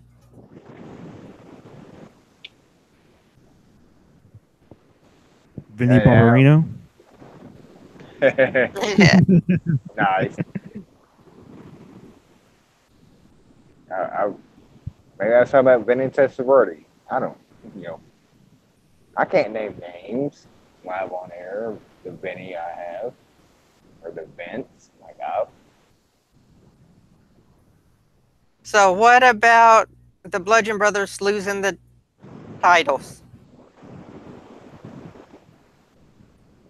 Much needed. The New Day. I mean, obviously, it sucks that Rowan is injured, and I think that's why they had to drop him, because Rowan got injured. So obviously, that sucks, and I hope he gets well. Hopefully, surgery goes well and all of that. But New Day, it was time for the Bludgeon Brothers to lose the title. Yeah, New Day can do something with them. Yeah, like New Day and Cindy could have a good feud for the titles. And I'm again, Rowan, and you can see the spot where Rowan got hurt at SummerSlam. And yes, that sucks bad. Like just for any performer, whether you like them or not. But especially when it happens more than once, like damn man. Um, and credit to Rowan because he went into this match hurt.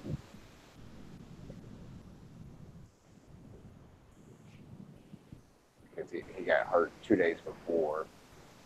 Um, but it does open an avenue with Sanity and other teams on SmackDown of, possibilities, if you will. And like you said, speedy recovery to Eric Rowan.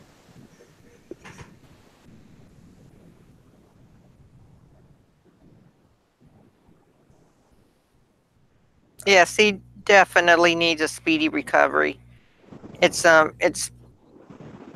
shame. It's a shame that it happened, but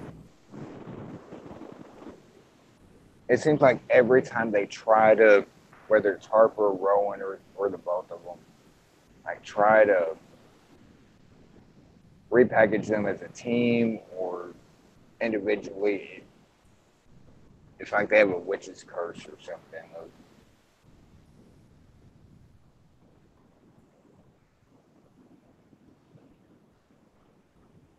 well, maybe they can till Rowan comes back. They can put Luke Harper back with Bray Wyatt if Matt goes into retirement. I think that's not for certain, but at least for a while. Like he can be a manager or something.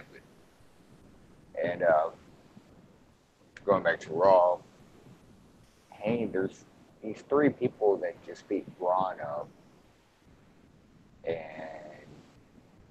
who are friends with Braun. Let's see, there's this guy named Bray and this guy named Luke. Because that was a fantastic feud a couple years ago of the Shield versus the Wyatt family. Like that was like Braun needs backup, and I could see that like leading to a Survivor Series kind of thing. I'd be down for it.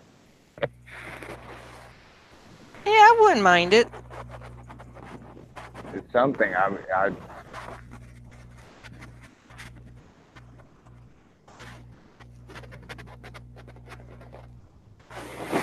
thinking out loud, I guess.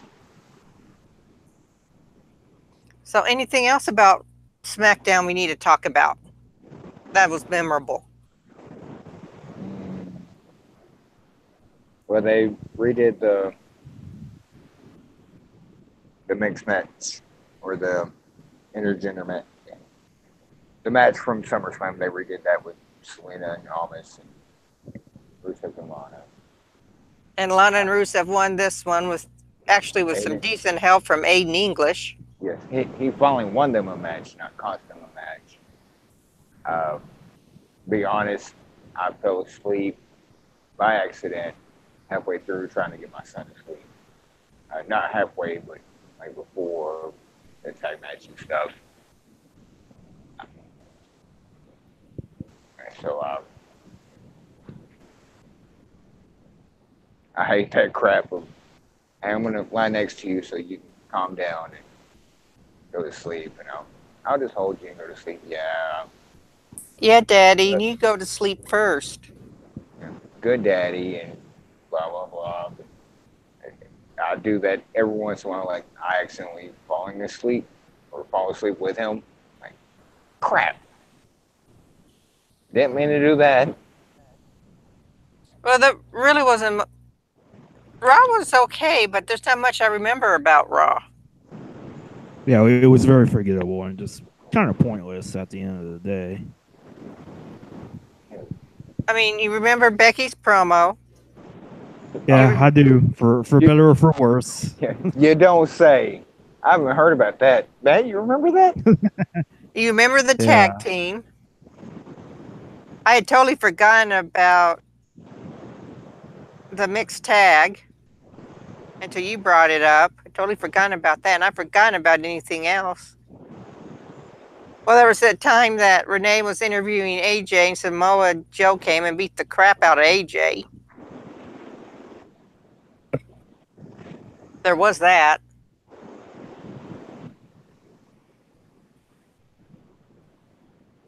They have to meet Hell in a Cell.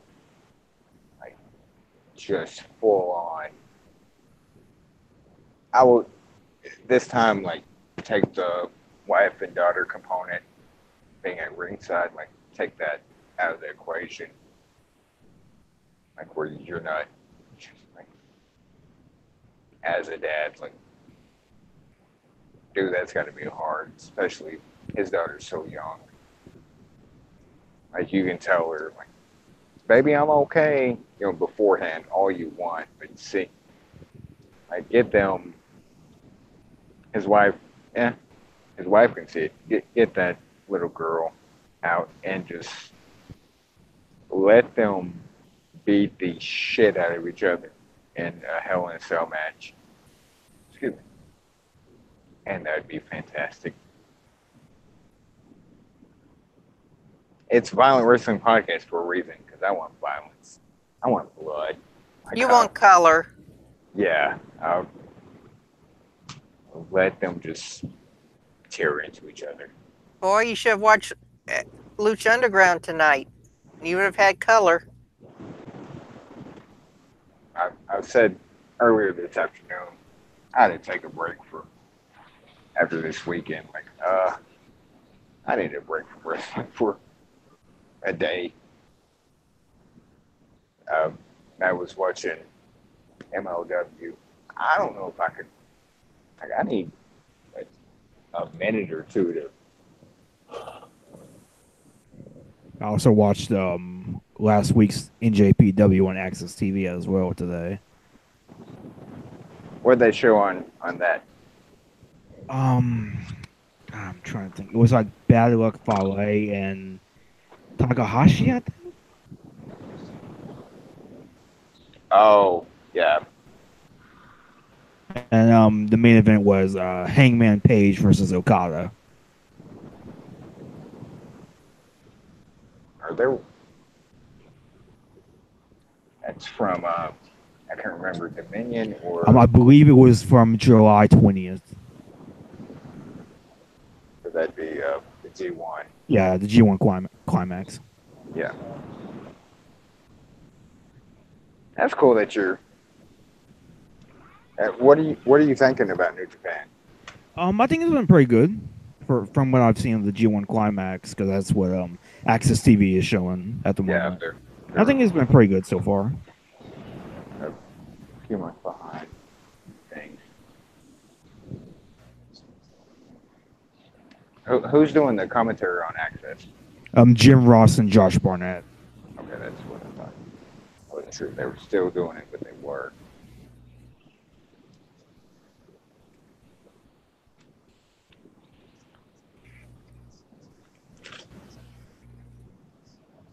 That's what I was looking for. Sorry. New Japan is, once you get into it,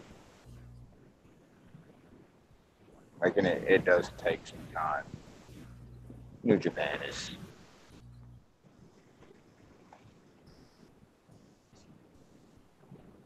I was in for a few years with no English commentary, so let that sink in.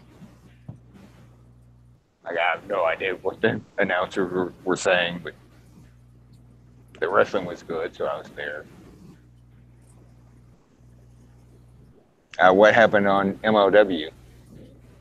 MLW, the New Heart Foundation beat ACH and Rich Swann after some interference by Brian Pillman Jr. Oh, I forgot that Rich Swann. Yeah, Okay. he's in there as well. Then there was a dojo fight with Filthy Tom Lawler and one of Colonel Robert Parker's guys. Can't remember which one it was, but it was one of them. And then the main event, was John Hennigan versus the Low Key for the MLW title.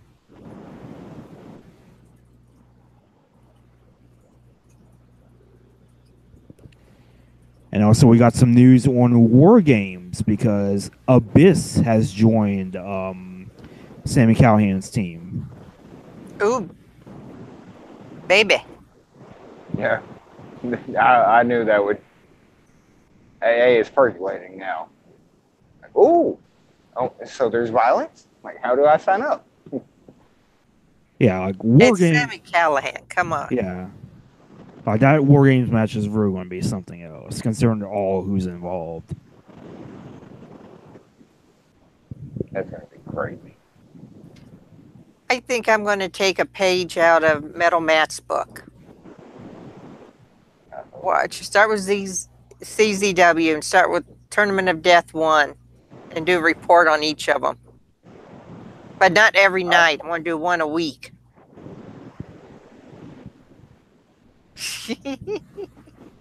Nice. I'm not going to do one every night.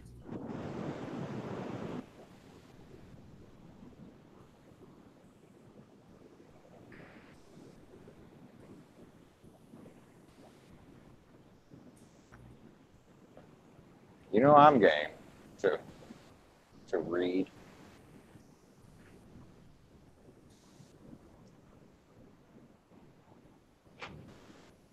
So, the 4 days of WWE Takeover SummerSlam Raw, SmackDown, and there were a lot of highs and a lot of lows. Like, holy shit! What the fuck? I'd give the overall 4-day Barclays just because the highs were so high. You know, don't ignore the lows, but I shrug them off like that. That's just what happens sometimes. I give the overall 4 days in Barclays in Brooklyn B plus.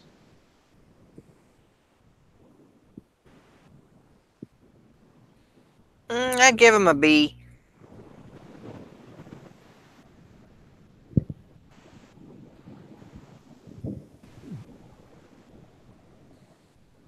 I got Raw flat out WTF grade, just so that if there's a balance somewhere, like Raw, just the WTF in my defense was before the ending of Raw because it was just garbage. But damn it, if they didn't hook me right back in with it the last little bit. What did Morris think about the last little bit? Honestly, this is where I become a bad dad. You had him in bed. Yeah, he was asleep. He hasn't seen it yet. And I was supposed to show him yesterday. And he had homework and stuff. And then other things happened. I don't think he knows. I had it all planned and queued and everything to show him the Hulu version, just the end part. You know, so I'll get back with you on that. Okay. Because I know how he is about the Shield. Yes, he loves his Shield.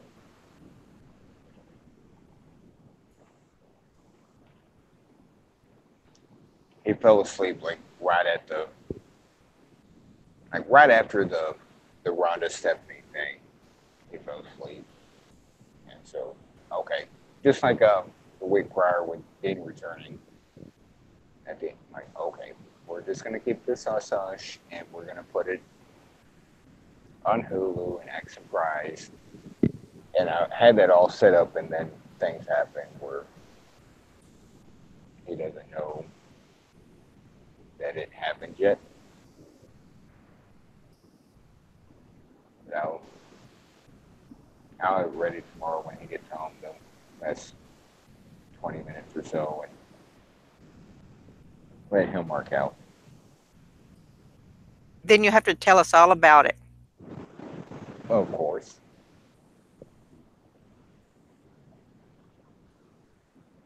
Matt, do you have a, if you could put a grade on the 4 days in Brooklyn? Overall, I would maybe give it a C minus. As far as individually, I would give SummerSlam a B plus, Raw a D plus, SmackDown an A minus, and Takeover Brooklyn. I'll go ahead and give it an A minus. Boy, you're tough, teacher. Right. uh, I'm going to have to switch courses or something. Good Lord. He's a tough teacher, isn't he? Yeah. Like, I'm just waiting for the ruler to, swap my hand or something. Like, good Lord, man. I actually overall agree. I say overall. Individually, like your grades, like Raw just sucked so bad. Except for the last part. And being a mark for that last part makes up for it was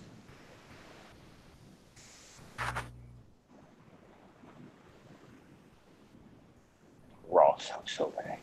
Like how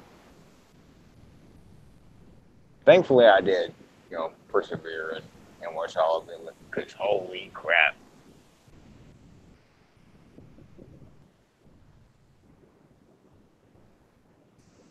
A Takeover was I can't even say that because Takeover and SummerSlam both are kind of like it's not the usual like, oh, Takeover blew out SummerSlam. Like they had both had such good segments, matches, what have you.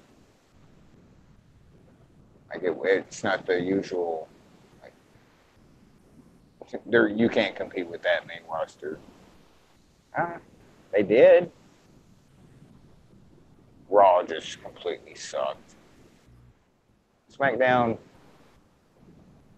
again, I missed that's 30 minutes or so to like the really good part of SmackDown. It was a good weekend. It was a good weekend for a WWE wrestling fan. It was an overall good weekend. Like it wasn't, here's A plus Takeover. Here's shit SummerSlam. Here's shit Raw. Here's shit SmackDown. Like it washes out to somewhere in the B range, in my opinion.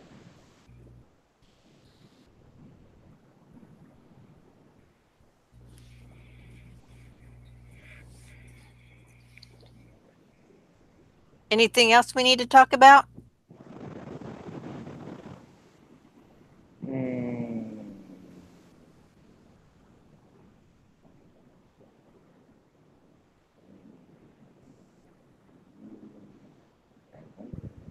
Can't remember think of anything. Yeah, I was trying to think. Computing. No, there will be next Wednesday. There will? Because somebody's going to Rocky Mountain Crow. For the weekend. Friday and Saturday. That's going to be a fun conversation.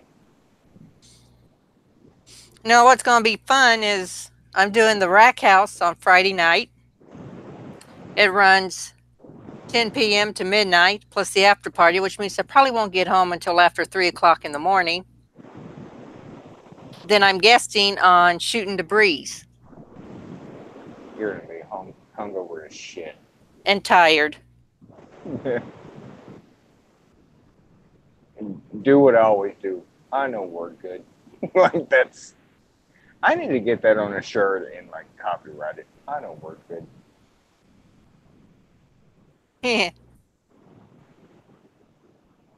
And then Saturday night, going to another one in Lafayette, Colorado, the Romero's Canine Club and Tap House.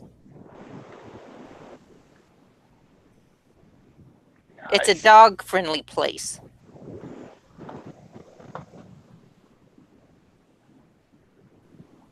But unfortunately, I can't take my puppy. Oh. She doesn't behave well enough to go. I have the same problem with my dogs.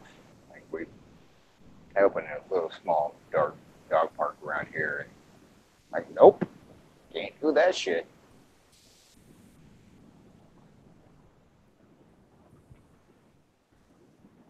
My dogs are jackasses.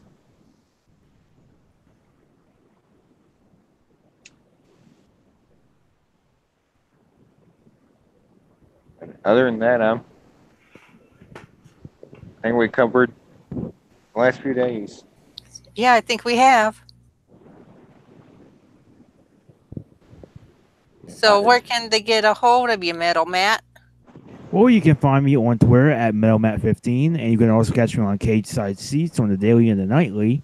The nightly, I have started a brand new nightly series. The SummerSlam series is now done, and now I am doing a review of every Kiss album called the Nightly Kissology.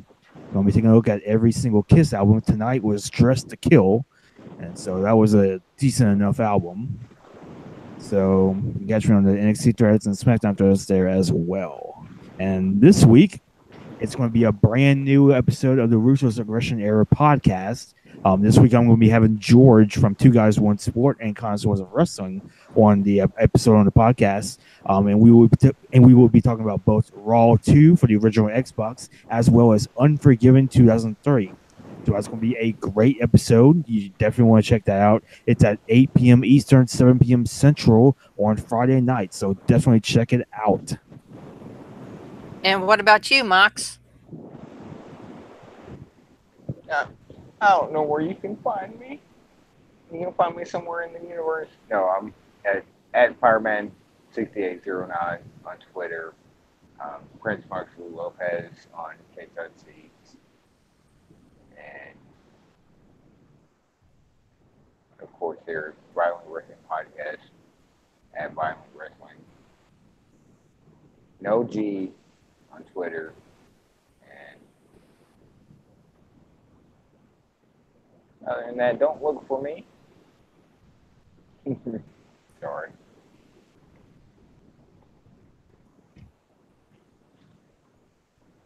And you can find me on Twitter at Lady Roshana, LadyRoschana.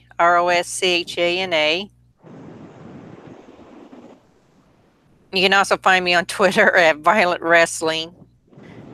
No G. You can find me on Twitch at Violent Wrestling Podcast. No G. And you can find me at Cage Side Seats as Ambrose Sally. And I'll give a shout out to some of our friendly neighborhood podcasts out there. There's Shooting Debris on Saturday mornings with Taker's Minion and Mr. Dr. Senju. As you heard from Metal Matt, we have the Ruthless Aggression Era podcast. Connoisseurs of Wrestling, please give it a listen. It's on Monday nights. Please give it a listen if you can. Of course, the Violent Wrestling Podcast. My little 10, 15-minute blog called AA's Ramblings, where I just ramble about stuff. That's on Tuesday nights, usually after SmackDown, sometime. Anything I'm missing? Two Guys, One Sport. Can't miss those guys. Mox, anyone I'm missing? I can't, not at the top of my head. I don't want to be found. Don't find me. No, I need my tinfoil hat on. Aliens are coming. Aliens are coming. No, I can't think of anybody. Not at the top of my head. I always forget to bring my rundown outside with me for the outro. So If I've forgotten anyone, please forgive me. I'll make sure I won't forget you next time. promises, promises. Well, I do keep my promises. I think this might have been. Let me see what time it is. It is after 12 line match time. This might be the longest violent wrestling podcast in the history of violent wrestling podcasts. But we had a lot of shit to cover. Yeah, we did. Takeover, SmackDown, or Takeover, SummerSlam, Raw, SmackDown, MLW. Nice. And we survived it. See, I And titled yeah, correctly. yeah, see, that's kudos to you for we survived Survivor Series, and now we're going to talk about it. We survived SummerSlam. I said Survivor Series, damn it. Sorry. So for everyone, from all of us to all of you, good night or Thank good you, Matt. morning or Thank you, whatever. Matt. Thanks, Matt. Yeah, no problem, man. We love it when you come on, Matt. We really do. Oh, same here. Obviously. Peace. See ya.